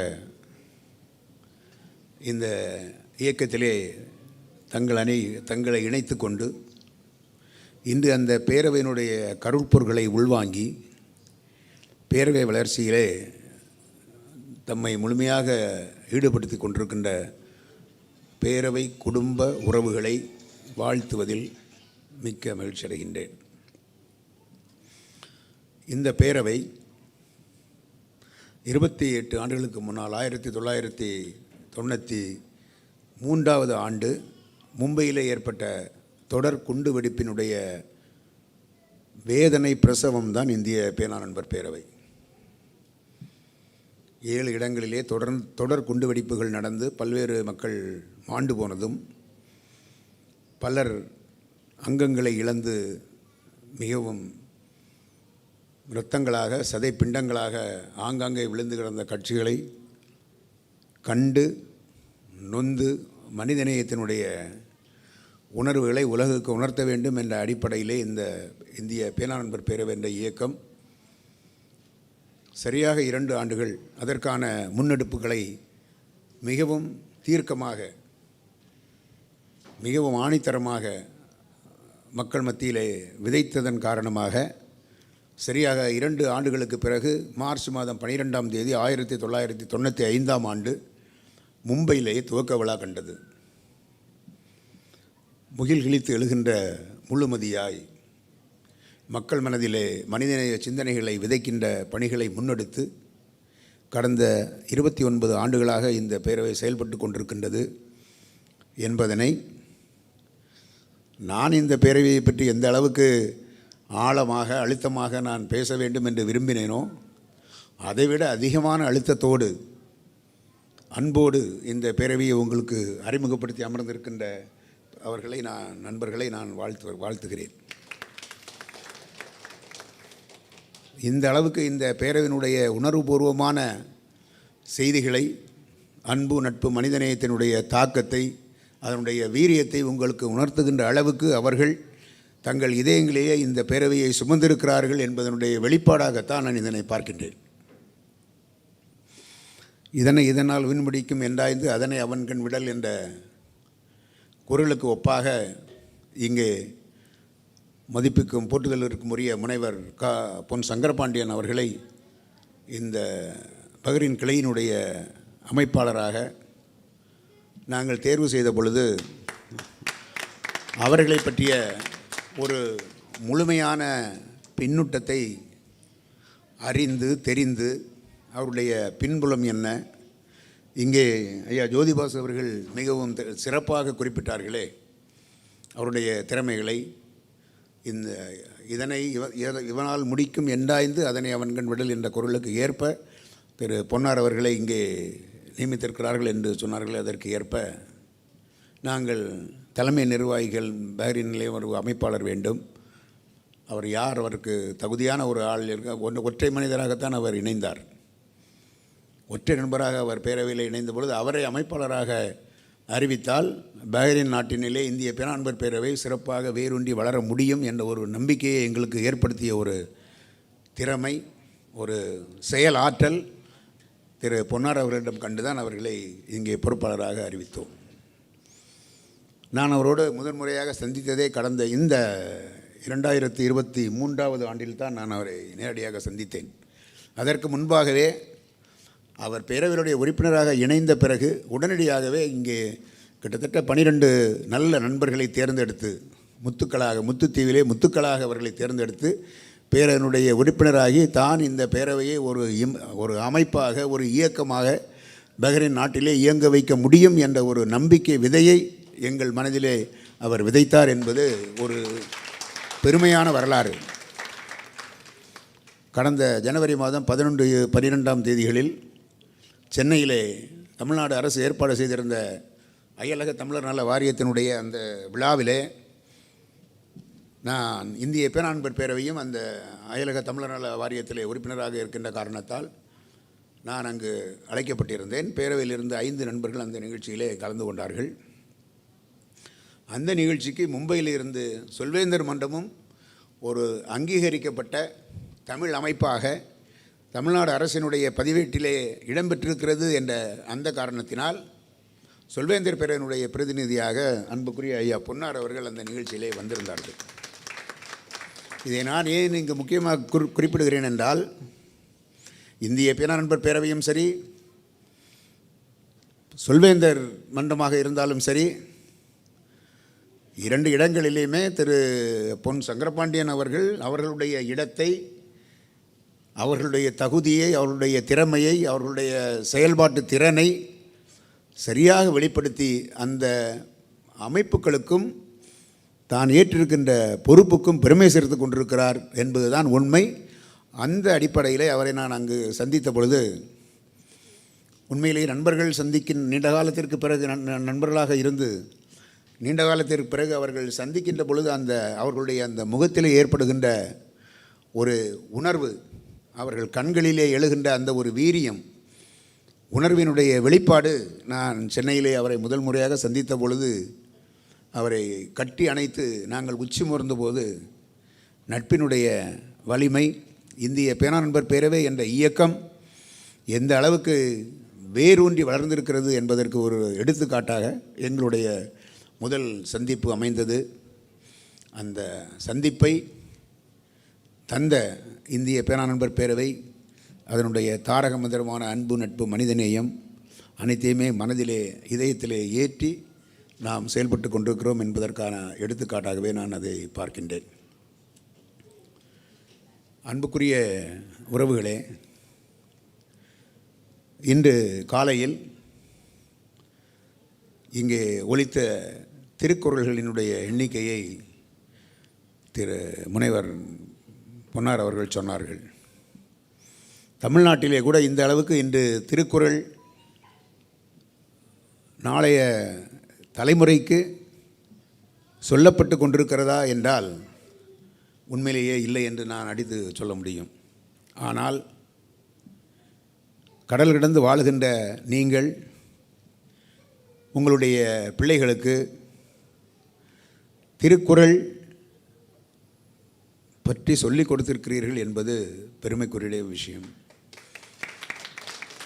திருக்குறளினுடைய பெருமையை, தமிழினுடைய தொன்மையை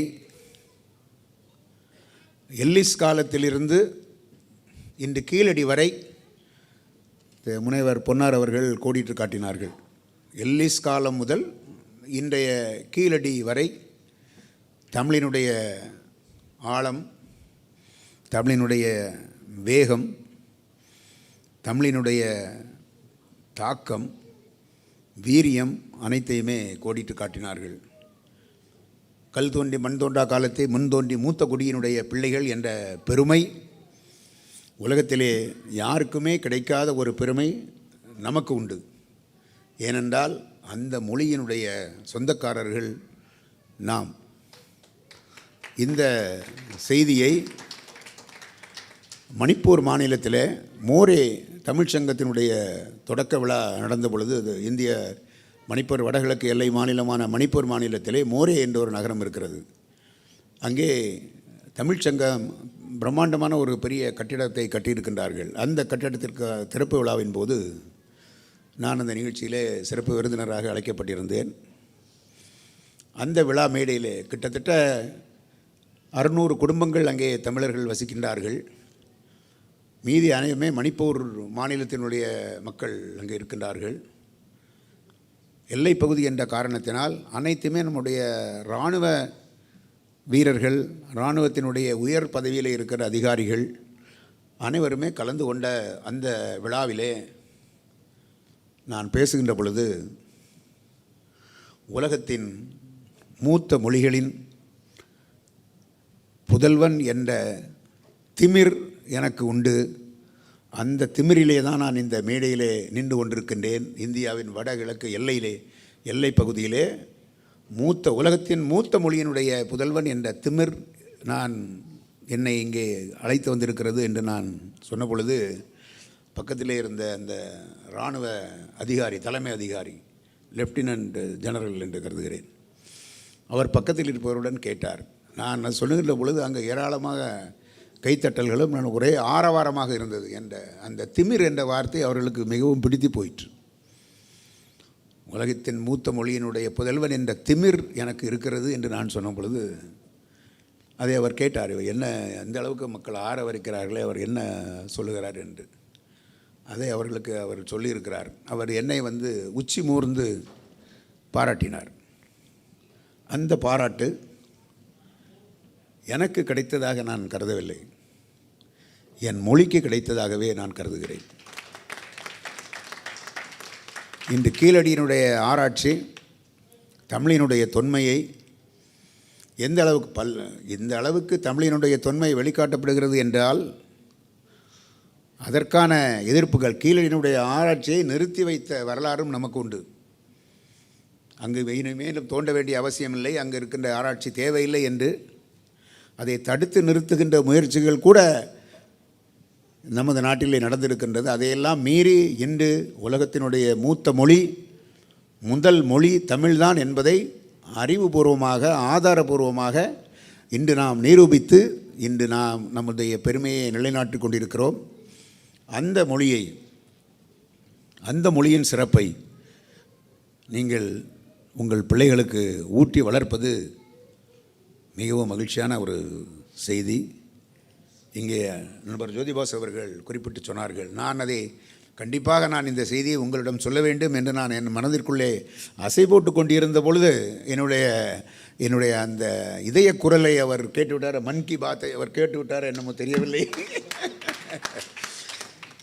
நீங்கள் வீட்டிலே பிள்ளைகளோடு தமிழிலே பேசுங்கள். அன்பார்ந்த பெற்றோர்களே, பிள்ளைகள் படிப்பதற்கும் பிள்ளைகளுடைய அந்த எதிர்காலத்திற்காகவும் அவர்கள் ஏராளமான பாடங்களை படிக்கலாம், மொழிகளை படிக்கலாம். ஆனால் வீட்டிலே பேசும் பொழுது நிச்சயமாக நீங்கள் தமிழிலே பேச வேண்டும்.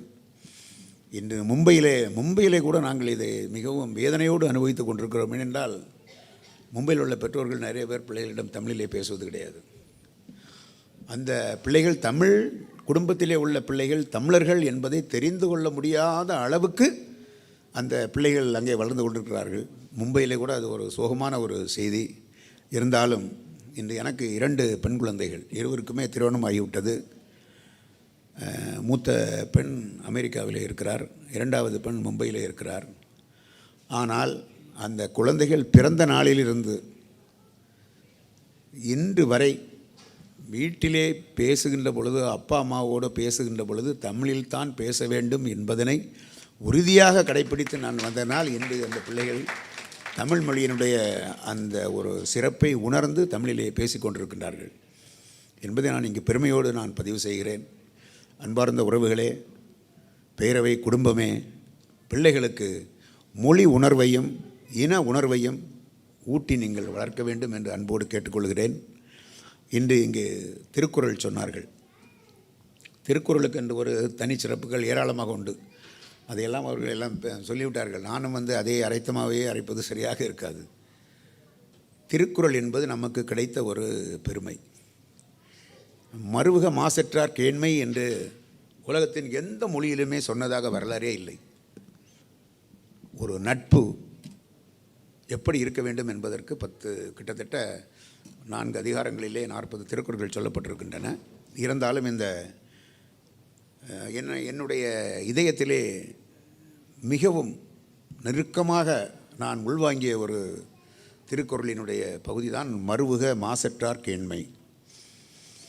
இந்த அளவுக்கு அந்த நட்பினுடைய சிறப்பை எந்த மொழியும் சொன்னதாக வரலாறே கிடையாது.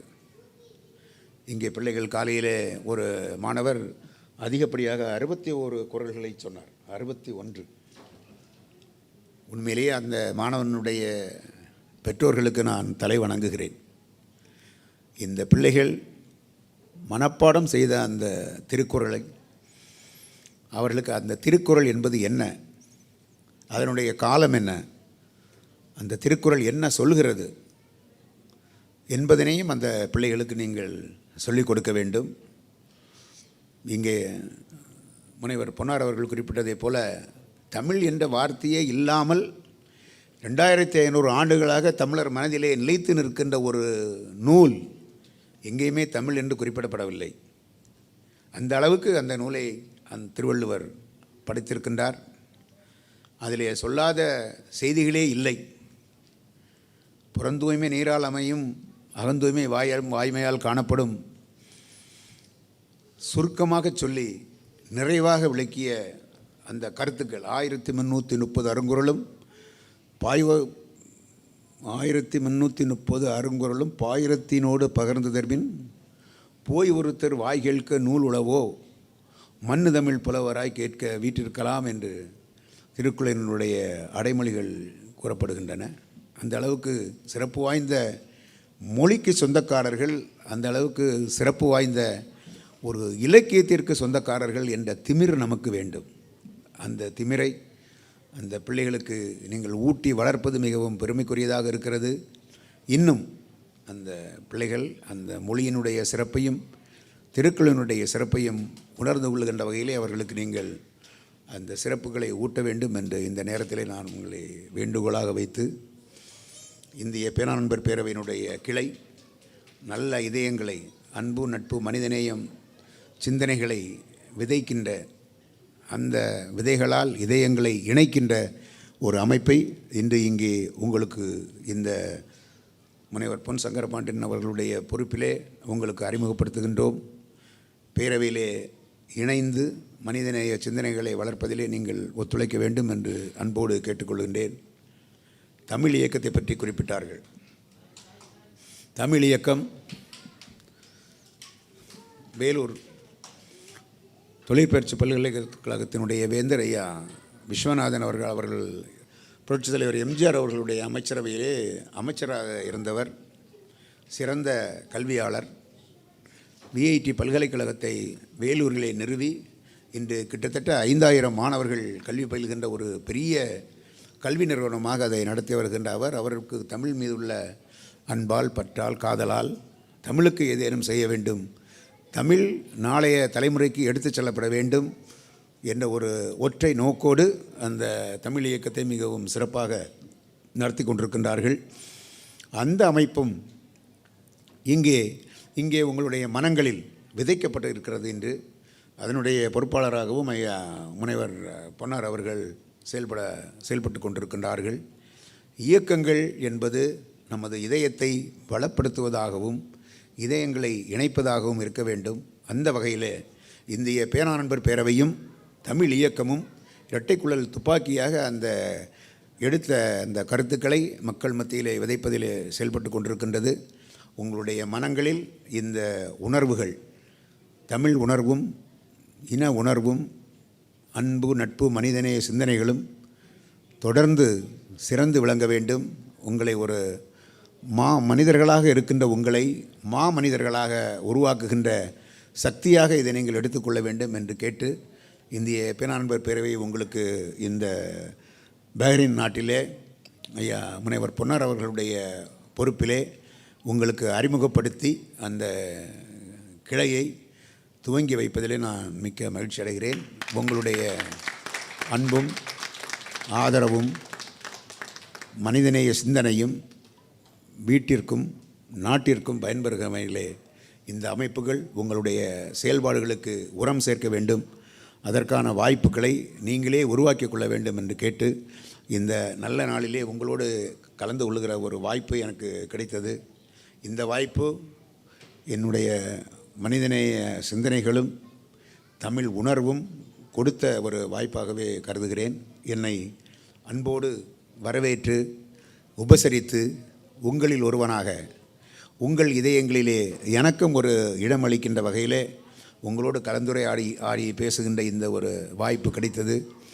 என்னை நேற்று இரவு என்னை விமான நிலையத்தில் வந்து வரவேற்ற அன்புக்குரிய பொன்னார் அவர்களுக்கும் நண்பர் திருப்பதி அவர்களுக்கும் என்னுடைய மனமார்ந்த பாராட்டுக்களையும் வாழ்த்துக்களையும் சொல்லி, நான் என்று இங்கு வருவேன், என்று பார்க்கலாம் என்று என்னை பார்ப்பதற்காகவும் என்னோடு பேசுவதற்காகவும் ஆவலோடு காத்திருந்த அன்பு நெஞ்சங்கள், பேரவையினுடைய உறவுகள் அனைவருக்கும் என்னுடைய மனமார்ந்த வாழ்த்துக்களை பதிவு செய்து வாய்ப்புக்கு நன்றி கூறி அமைகிறேன். நன்றி, வணக்கம்.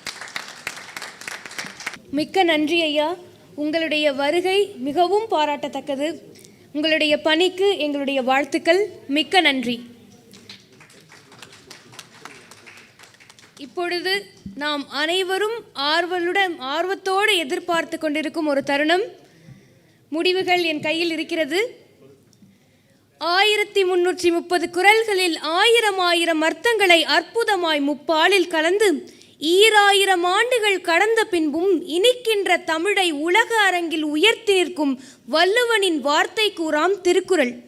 அந்த திருக்குறளை மனனம் செய்து சொல்வது என்பது சாதாரண விஷயம் கிடையாது. இப்போ இருக்கிற குழந்தைகள்ட்டெல்லாம் ஹலமித்தி ஹபீபு ஹலமித்தி ஹபீ வந்தாலே என்ற அரபிக் வார்த்தைகள், ஹிந்தி வார்த்தைகள், ஆங்கிலம், மலையாளம், தமிழ் இப்படி பல திரைப்பட பாடல்களையெல்லாம் பாடச் சொன்னால் அழகாக பாடுவார்கள், முழுமையாக பாடுவார்கள், பிழையில்லாமல் பாடுவார்கள்.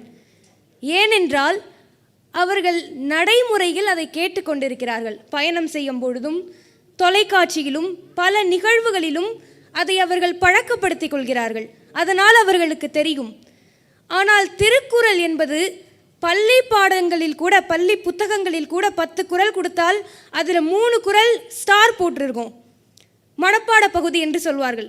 அதை மனனம் செய்து பிழையில்லாமல் சொல்வதே கடினமான விஷயம் பலருக்கு. அப்படி இருக்கக்கூடிய சூழலில் 50ற்கும் மேற்பட்ட குறள்களை மழலை செல்வங்களுக்கு அழகாக சொல்லிக் கொடுத்து, குறைந்த காலகட்டத்தில் சொல்லிக் கொடுத்த பெற்றோர்களுக்கு மாபெரும் கைத்தட்டல். சொல்கிறது ஈஸி, செய்கிறது ரொம்ப கஷ்டம். அதுவும் இத்தனை பேர் முன்பு கொரோனா காலத்துக்கு அப்புறம் குழந்தைகளுக்கு வெளியில் சமூகத்தில் கொஞ்சம் எல்லார் முன்னாடியும் பேசுறதுங்கிறது கஷ்டம். அப்படி இருக்கிற சூழலில் மழலை செல்வங்கள் எல்லாம் இங்கு மிக அழகாக இன்று காலையில் சிறப்பாக தன்னுடைய முயற்சியை இங்கு காமித்தார்கள். அழகான மழலை தமிழில் பேசினார்கள். திருக்குறள் உண்டு, குழலினிது யாழினிது என்பத்தம் மக்கள் மழலை சொல் கேளாதவர். சரியாக சொன்னாலும் சரி, தவறாக சொன்னாலும் சரி, தப்பாக சொன்னாலும் சரி, சொல்லவே இல்லைனாலும் சரி, அழகு அவர்கள். அனைவரும் வெற்றியாளர்கள். இன்று இந்த நிகழ்ச்சியில் கலந்து கொண்ட குழந்தை செல்வங்கள் அனைவருக்கும் பலத்த கைத்தட்டல்களை கொடுத்து விடலாம். இப்பொழுது பிரிவு 3 மூன்றாம் இடம் சாய் சாகன்யா ஜெயராமன் அவர்களை மேடைக்கு அழைக்கிறேன். அனைவரும் கைத்தட்டுமாறு அன்போடு கேட்டுக்கொள்கிறேன்.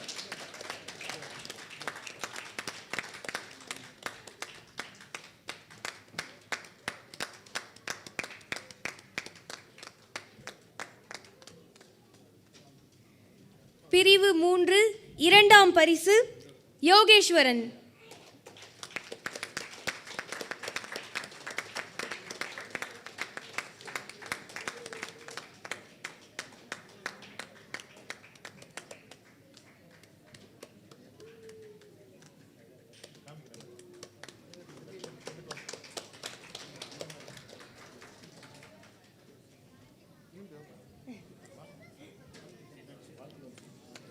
பிரிவு 3 முதலிடம் ரோஹித் சைலேஷ்.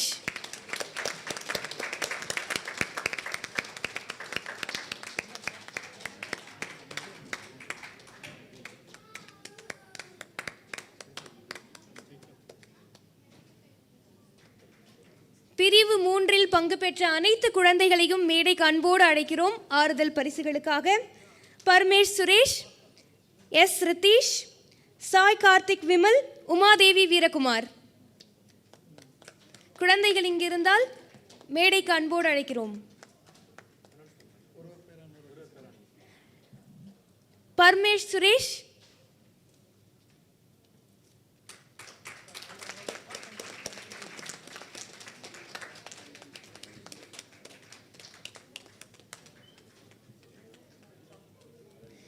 எஸ் ரிதீஷ், சாய் கார்த்திக் விமல், உமாதேவி வீரகுமார் சார்பாக அவருடைய தந்தை வீரகுமார் ஐயா அவர்கள் பெற்றுக்கொள்கிறார்.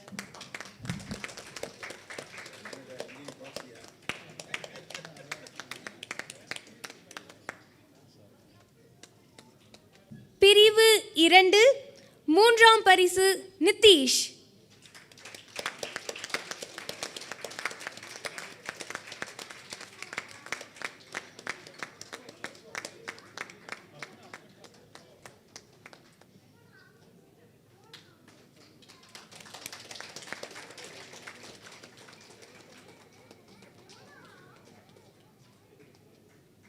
பிரிவு 2 இரண்டாம் பரிசு விஜயதர்ஷினி.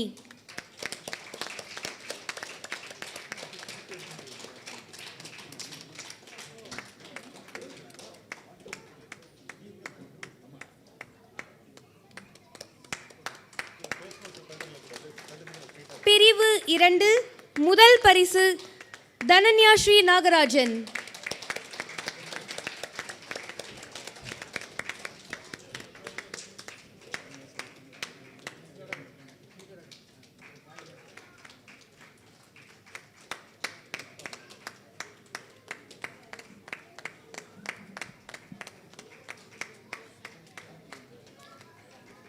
பிரிவு 2 கலந்து கொண்ட மற்ற குழந்தைகள்: பவ்யேஷ் சாய்,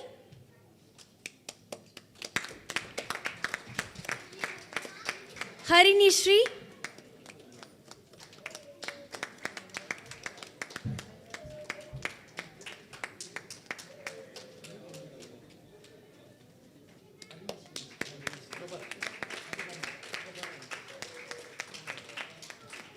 எஸ் ஹரிதா,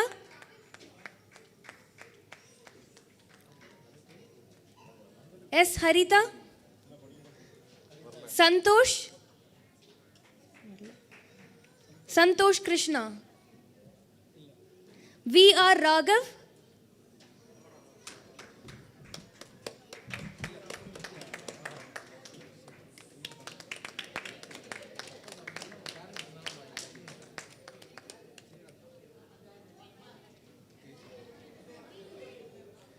பிரிவு 1 மூன்றாம் பரிசு சாய் பாலகிருஷ்ணா கதிரவேல்.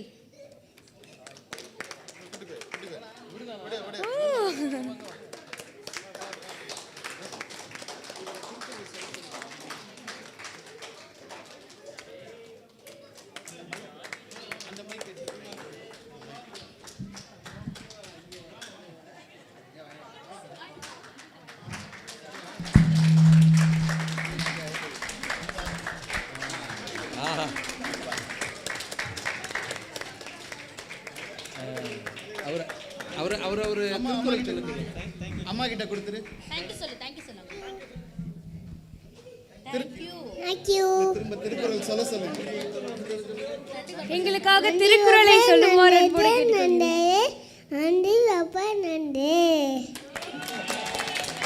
அகர முதல எழுத்துல சொல்லு.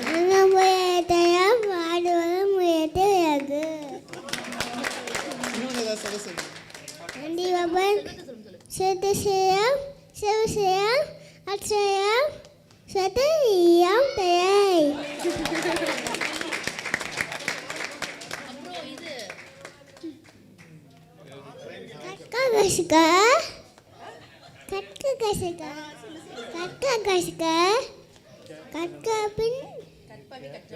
கட்டவே கதவின் நித்த அட்டக தக. நன்றி நன்றி மறப்பது சொல்லு. நன்றி அவன் நன்றி நன்றி அண்டு ஒப்பன் நன்றி. தேங்க்யூ. ஈனால் சிட்டுபூன் உயம் ஆயே நானா சுத்தோதே.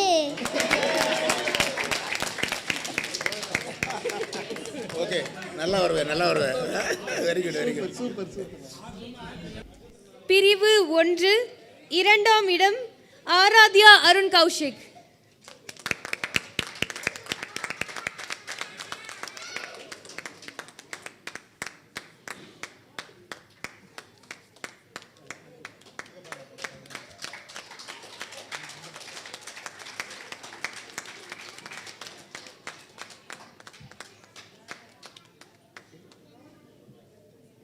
இறுதியாக பிரிவு 1 முதலிடம் வி சுபிட்சா ஸ்ரீ.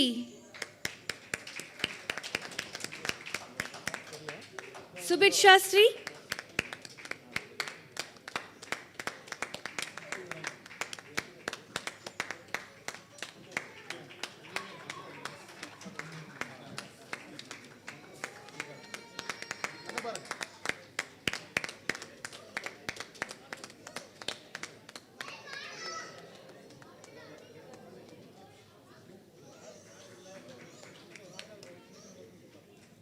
போட்டியில் வெற்றி பெற்ற குழந்தைகள் அனைவருக்கும் வாழ்த்துக்கள்.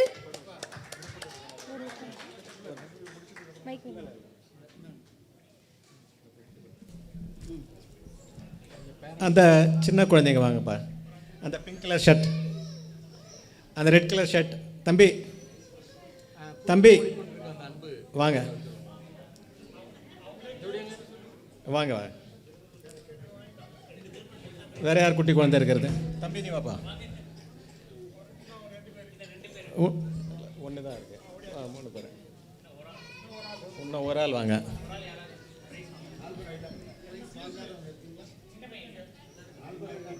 சரி, ரிஷி வாப்பா. ரிஷி பொன் சங்கரங்க.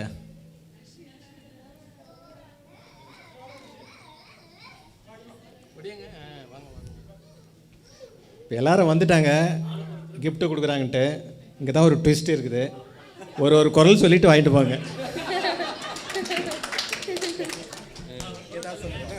ஒரு திருக்குறள் ஏதாவது என்ன சொல்லணுமா சொல்லுது இல்லை இங்கிலீஷ் கூட சொல்லுங்க.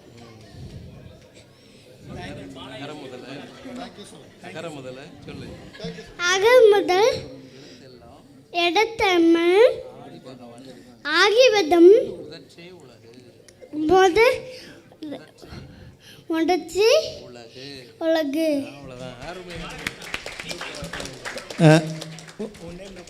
பேர் என்னப்பா? உங்க பேர்? லக்ஷன். வாழ்த்துக்கள் வாழ்த்துக்கள். எட்வண்ட். எட்வண்ட். Rhymes rhymes.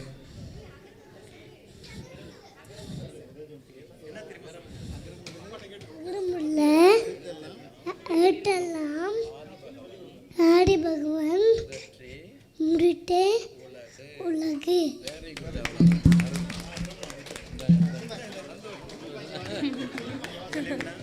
துரு. துரு. சத்தமா சொல்லு. துரு.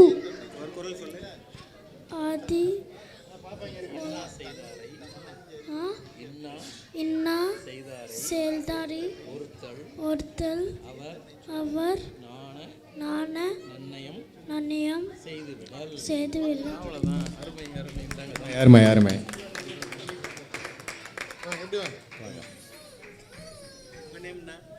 ரிஷி. ரிஷி பொன்சங்கர பாண்டியன்.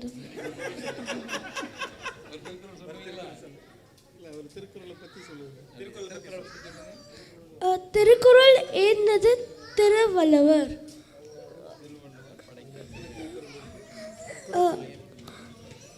630 திருக்குறள் இருக்கு. ஓகே, நன்றி. உங்க நேம் என்ன? சைலத். சைலத்.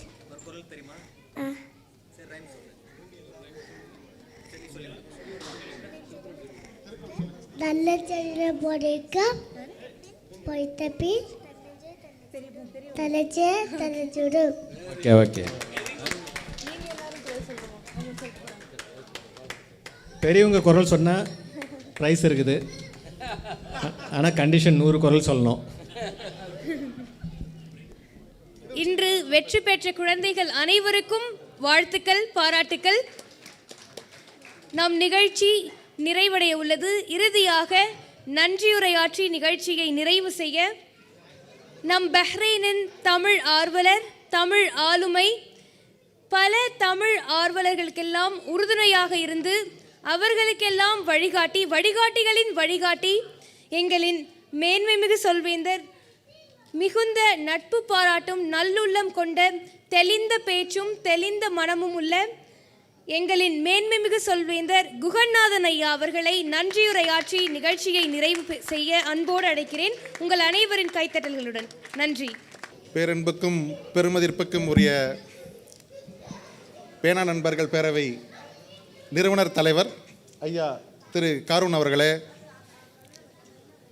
இந்த பஹ்ரைன் கிளை அமைப்புக்கு முதுகெலும்பாக திகழ்ந்து அமைப்பாளராக பொறுப்பேற்றிருக்கும் ஐயா முனைவர் திரு பொன்சங்கர பாண்டியன் அவர்களே,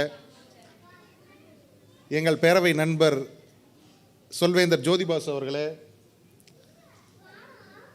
ஐயா முத்துசாமி சுப்பிரமணியம் அவர்களே, ஐயா எங்களின் விடிவெள்ளி தமிழ் ஆர்வலர், தமிழ் புலவர் ஐயா திரு சி பாலசுப்ரமணியம் அவர்களே, மற்றும் இங்கு குழுமியிருக்கும் அனைத்து பெற்றோர்களே, குழந்தைகளே, தாய்மார்களே, உங்கள் அனைவருக்கும் இனிய மாலை வணக்கம்.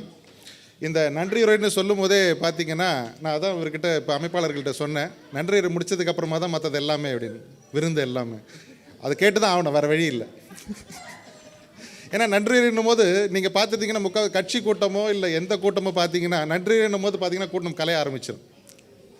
ஆனால் இந்த நன்றியுரை கூட்டத்துக்கு முதல்ல நீங்கள்லாம் அமர்ந்து கேட்டதற்கு முதல்ல நன்றி. இங்கே காலையில் இந்த குழந்தைகள் எல்லாம் இன்றைக்கி திருக்குறளை ரொம்ப அழகாக வாசித்தாங்க. இந்த குறள்களை அவங்க சொல்லிக் கொடுத்த பெற்றோர்களுக்கு முதல்ல நன்றி. கடல் கடந்து வாழும் நாம் தமிழை இந்த அளவுக்கு போற்றுவதற்கு நீங்களும் ஒரு காரணம். தமிழ் எப்படி வாழும், தமிழினி மெல்லச் சாகும் என்று பல பேர்கள் சொல்வதுண்டு. ஆனால் தமிழ் சாகாது. ஏனென்றால் முதலில் நாம் தமிழுக்கு தொண்டாற்ற வேண்டிய கடமை ஒன்றும் பெரிதாக இல்லை நண்பர்களே. நாம் தமிழில் வாசிக்க, படிக்க, பேச வீட்டில் பழக வேண்டும். அது செய்தாலே போதும், தமிழ் வாழும்.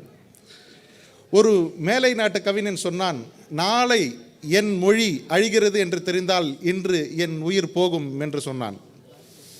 அதுபோல நாம் மொழி அழிந்தால் நம் இனம் அழியும்.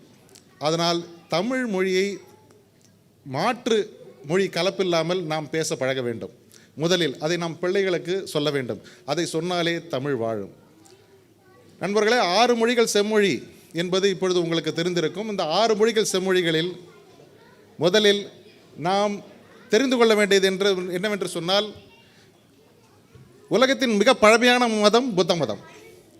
அந்த புத்தர் பேசிய மொழி யாருக்காவது தெரியுமா? பாலி மொழி. ஆனால் நண்பர்களே, பாலி மொழி இப்பொழுது உலகங்கள் எந்த ஒரு நாட்டிலும் பேசப்படுவதில்லை. ஆனால் புத்த மதம் உலகெங்கும் வேரூன்றி இருக்கிறது. அடுத்ததாக, உலகெங்கும் பெரும்பான்மையான மக்கள் கடைபிடிக்கின்ற மதம் கிறிஸ்தவ மதம். இயேசுபிரான் பேசிய மொழி என்ன மொழி தெரியுமா? ஹீப்ரு. ஹீப்ரு இன்று பேசப்படுவதே இல்லை. ஆனால் அவருடைய மதம் கடைபிடிக்கப்படுகிறது. ஆனால் தமிழ் என்பது எத்தனை சதவீதம் நண்பர்களே இந்த உலகத்தில் பேசக்கூடிய மக்களில்? ஆனால் தமிழ் மொழி மட்டும் இன்னும் வாழுகிறது. அது எப்படி? தமிழ் மொழியை முன்னெடுப்பதற்கு எத்தனையோ பேர் சங்க இலக்கியம் தொட்டு நாம் பார்த்து கொண்டு இருக்கிறோம். தொல்காப்பியர் சொல்கிறார், என்னுடைய முன்னோர்கள் இப்படி சொன்னார்கள் என்பது நாம் எல்லோருக்கும் தெரியும். தொல்காப்பியம் என்பதுதான் மிக பழமையான மொழி. ஆனால் தொல்காப்பியத்திற்கு முன்பே தமிழ் இருந்திருக்கிறது. நாம் குறைப்பிட்டு மதிப்பிட்டு வருகிறோம் 2500 3000 என்ற ஆண்டுகள். ஆனால் அதற்கு முன்பே தமிழ் இருந்திருக்கிறது. ஆனால் துரதிர்ஷ்டவசமாக அந்த ஓலைச்சுவடிகளில் நம் கண்களில் படவில்லை. அது அழிந்துவிட்டது. கிட்டியது உவே சாமிநாதர் ஐயர் என்ற பெருமகனார் தொகுத்து எடுத்து தந்தது இத்தனையே. அதற்கு முன்பு எத்தனையோ கடல் தின்றது போக, நதி தின்றது போக, தீக்கிரையானது போக மிச்சம் இருக்கிறது தான் நம்முடைய தமிழ்மொழி. இதற்கே 3000 ஆண்டுகள் என்று சொன்னால் நாம் தமிழ்மொழி எத்தனை பழமையான மொழி. நாம் பழமையை பேசி கொண்டிருக்க இங்கே வரவில்லை. அந்த பழமையை அவர்கள் செய்த ஒரு முன்னெடுப்பை நாம் செய்ய வேண்டும் என்று சொன்னால் வீட்டில் தமிழ் பேசுங்கள். உங்கள் பிள்ளைகளுக்கு தமிழ் மொழியை கற்றுக் கொடுங்கள். ஆம் நண்பர்களே, ஒருவன் எப்பொழுது தன் தாய்மொழியில் சிந்திக்கிறானோ அப்பொழுது அவன் மேன்மை அடைகிறான் என்று சொல்கிறார்கள். நம் நாட்டில்தான் நாம் தாய்மொழியில் பேசினால் நமக்கு அவமானம் என்று கருதுகிறோம். ஆங்கிலத்தில் ஆங்கிலம் என்பது ஒரு மொழி. அதை கடத்துவதற்கு பல்வேறு வழிகள் இருக்கிறது நண்பர்களே.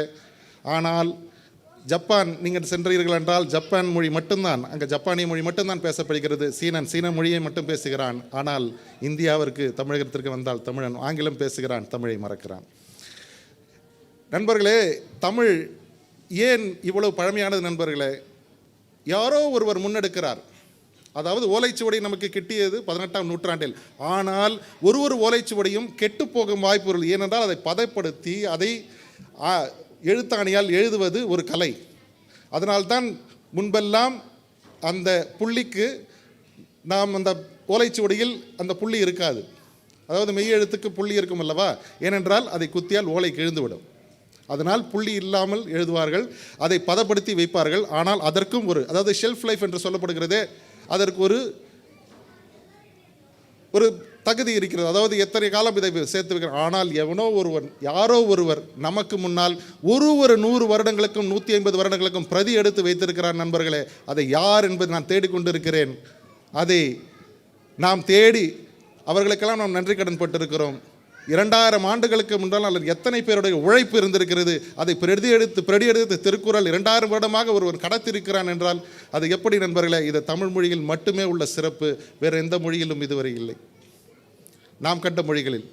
அதுபோல யூப்ரட்டிஸ் டைக்ரிஸ் நதிக்கரையில் தோன்றியது நாகரிகம், மஞ்சளாற்றில் தோன்றியது நாகரிகம், மெசபெட்டோ நாகரிகம், எத்தனையோ நாகரிகம் பேசிக்கொண்டிருக்கிறோம். நமக்கு தெரிந்த நாகரிகம் வரலாற்றில் நாம் படித்தது சிந்துவெளி சமவெளி நாகரிகம். இந்த சிந்து சமவெளி நாகரிகம் யாருடைய நாகரிகம் தெரியுமா நண்பர்களே? இது தென்னிந்தியாவின் சேர்ந்தது என்பதை இப்போது உறுதிப்படுத்திக் கொண்டிருக்கிறது. துரதிர்ஷ்டவசமாக அது தமிழர்களின் கலாச்சாரம் என்று சொல்லுகிறார்கள். ஆனால் அதில் உள்ள எழுத்துக்கள் இதுவரை கண்டுபிடிக்கப்படவில்லை. அதை கண்டுபிடித்தால் அதற்கான விடை தெளிந்துவிடும். ஆனால் அதற்கான சாத்தியக்கூறுகள் மிக விரைவில் வெளிப்படும் என்பது திண்ணியம். ஏனென்று சொன்னால் ஐஏஎஸ் அதிகாரி பாலகிருஷ்ணன் அவர்கள் அதனை ஆராய்ந்து ஒரு நூலை வெளியிட்டிருக்கிறார். எ ஜேர்னி ஆஃப் சிவிலைசேஷன், ஒரு பண்பாட்டின் பயணம் என்பது. பண்பாடு பயணித்தது நண்பர்களே. ஆம், அவர் சொன்ன கூற்று ஒன்றுதான். சிந்து சமவெளி விட்ட இடமும் சங்க இலக்கியம் தொட்ட இடமும் ஒன்று என்று சொல்லுகிறார். அதற்கான சாத்தியக்கூறுகளை வைக்கிறார். இதை தமிழ் கூறும் நல்லுலகம் மட்டுமல்ல, எல்லா மேலை நாட்டினரும் ஒப்புக்கொண்டிருக்கிறார்கள். சிந்து சமவெளி நாகரிகம் தென்னிந்திய கலாச்சாரத்தின் சார்புடையது என்பதை அதற்கு ஒரு எடுத்துக்காட்டு தான் நம்முடைய சங்க இலக்கியம். கொர்க்கை, வஞ்சி, தொண்டி என்ற பெயர்கள் இன்னும் நடமாடிக்கொண்டிருக்கிறது வட மாநிலங்களில், ஒரிசாவில், உத்தரப்பிரதேசத்தில்.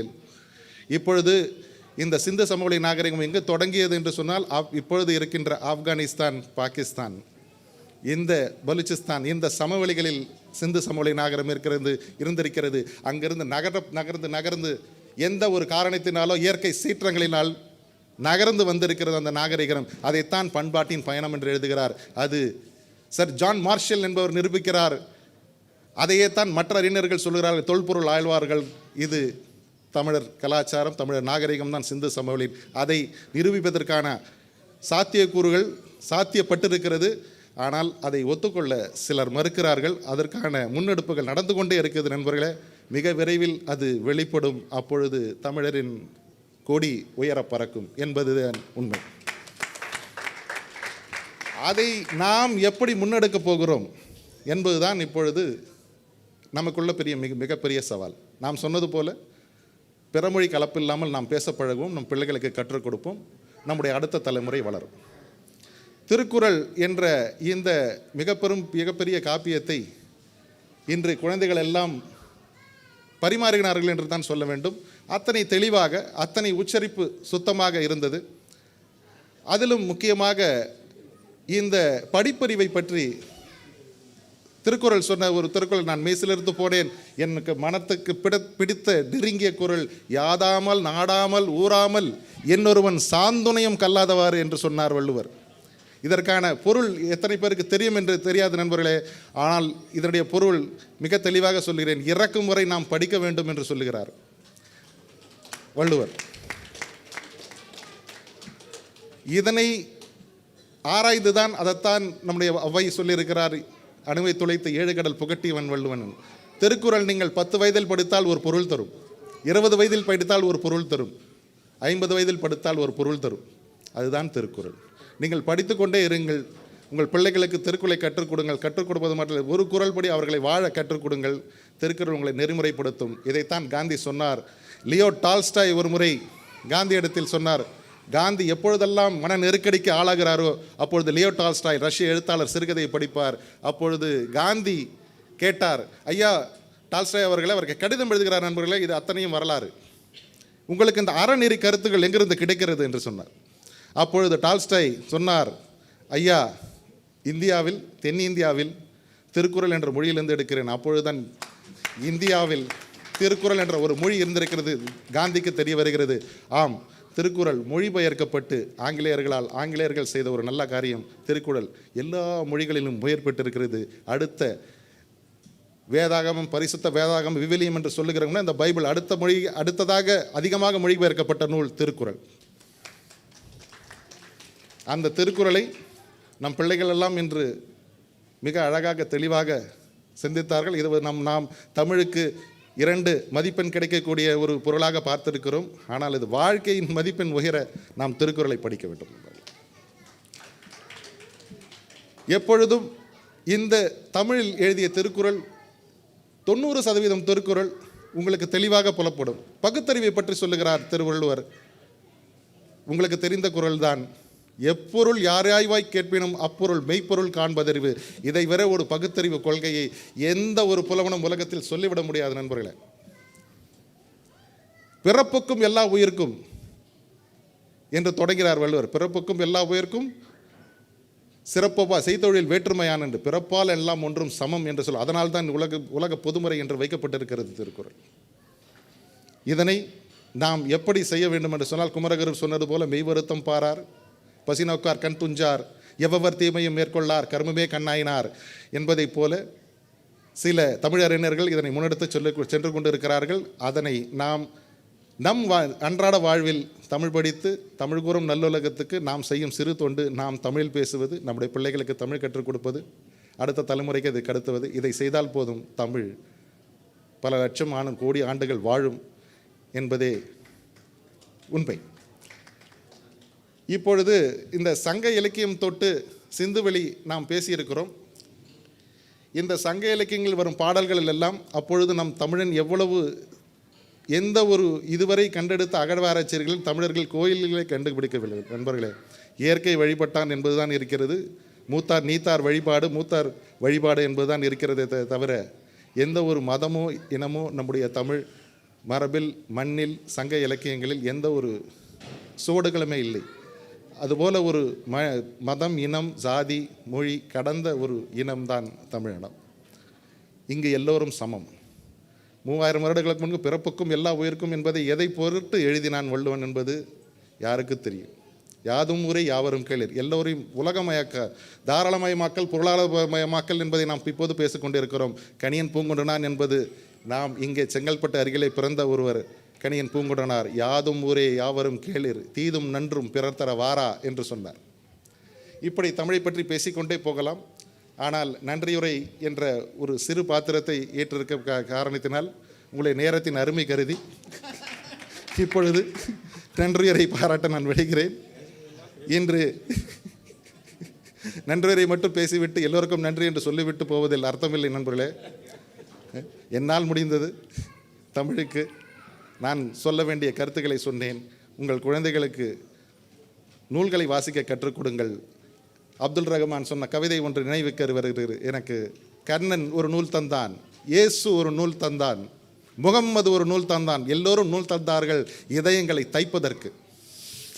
நண்பர்களே, நாம் இதயங்களை தைப்பதற்கு நூல்கள் மட்டுமே உதவும் நண்பர்களே.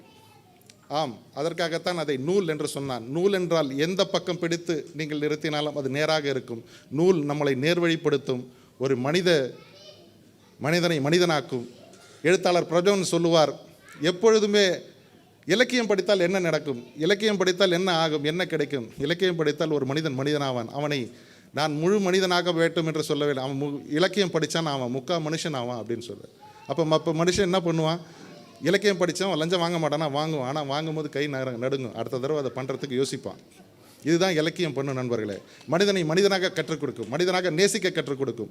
இந்த உலகம் எப்படி என்பதை உங்களை பக்கத்து வீட்டுக்காரனை அவனை அன்போடு பார்க்க வைக்கும். இதுதான் இலக்கியம். அதனால் நீங்கள் படியுங்கள், உங்கள் குழந்தைகளுக்கு படிக்க கற்றுக் கொடுங்கள். மற்றும் இங்கு குழுமி இருக்கும் அனைத்து தமிழ் சொந்தங்களுக்கும் நன்றியை பாராட்டி, ஐயா தலைவர், நிறுவன தலைவர், பேனா நண்பர் தலைவர் ஐயா கருண் அவர்களை இந்த முத்துத்தீவினில் வந்ததற்கு, எங்களை வழிப்படுத்தியதற்கு, இந்த கிளை அமைப்பதற்கு தொடங்கிய வித்தாக இருந்த ஐயா திரு பொன்சேகர பாண்டியன் அவர்களே, ஜோதிபாஸ் அவர்களே, ஐயா முத்துசாமி அவர்களே, சி பாலு அவர்களே, உங்கள் எல்லோருக்கும் நன்றி. இதை முன்னெடுப்போம். எல்லோருக்கும் அன்பு, நட்பு, மனிதநேயம் ஐயா தலைவர் சொன்னது போல அதை மனிதம் காப்போம். வாழ்க தமிழ், வளர்க தமிழ். வந்திருந்த அனைத்து நல்லுள்ளங்களுக்கும் நன்றி, வணக்கம். கடைசியாக நன்றியுரையில் என்னுடைய வலது பக்கம் வீற்றிருக்கும் மறக்கவில்லை நான், நெறியாள்கை செய்த எங்கள் சொல்வேந்தர் மன்றங்களின் விடிவள்ளி, இளஞ்சூரியன், சொல்வேந்தர் சினா சுல்தானா அவர்களுக்கு இந்த இந்திய பேனா நண்பர்பை நன்றி கடன் பட்டிருக்கிறது. உங்களுக்கு நன்றியுரை, வணக்கம், நன்றி.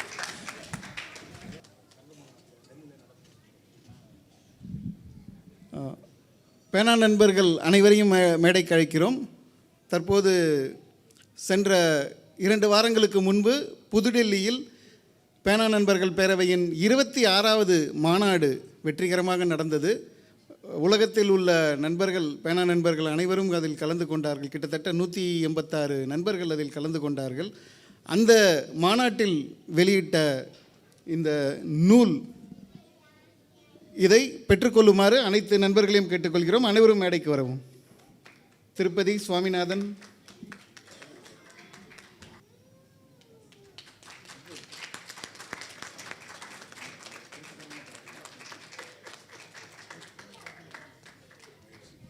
பேரவையின் 26வது மாநாட்டின் சங்கம சிறப்பு மலர்.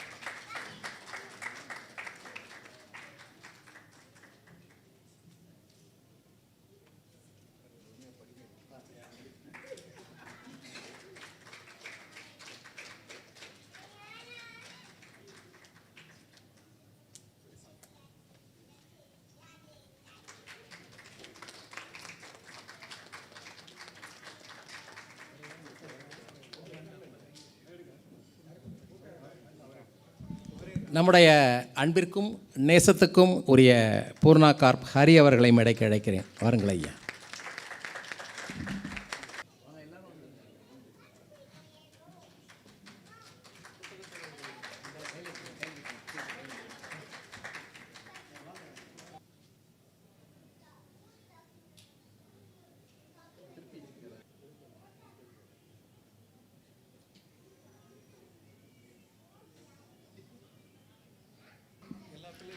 இன்று காலை நடைபெற்ற அந்த திருக்குறள் ஒப்புவித்தல் போட்டியிலே கலந்து கொண்ட பரிசு பெற்ற மற்றும் பங்கேற்ற குழந்தைகள் அனைவரையும் மேடைக்கு அழைக்கிறோம்.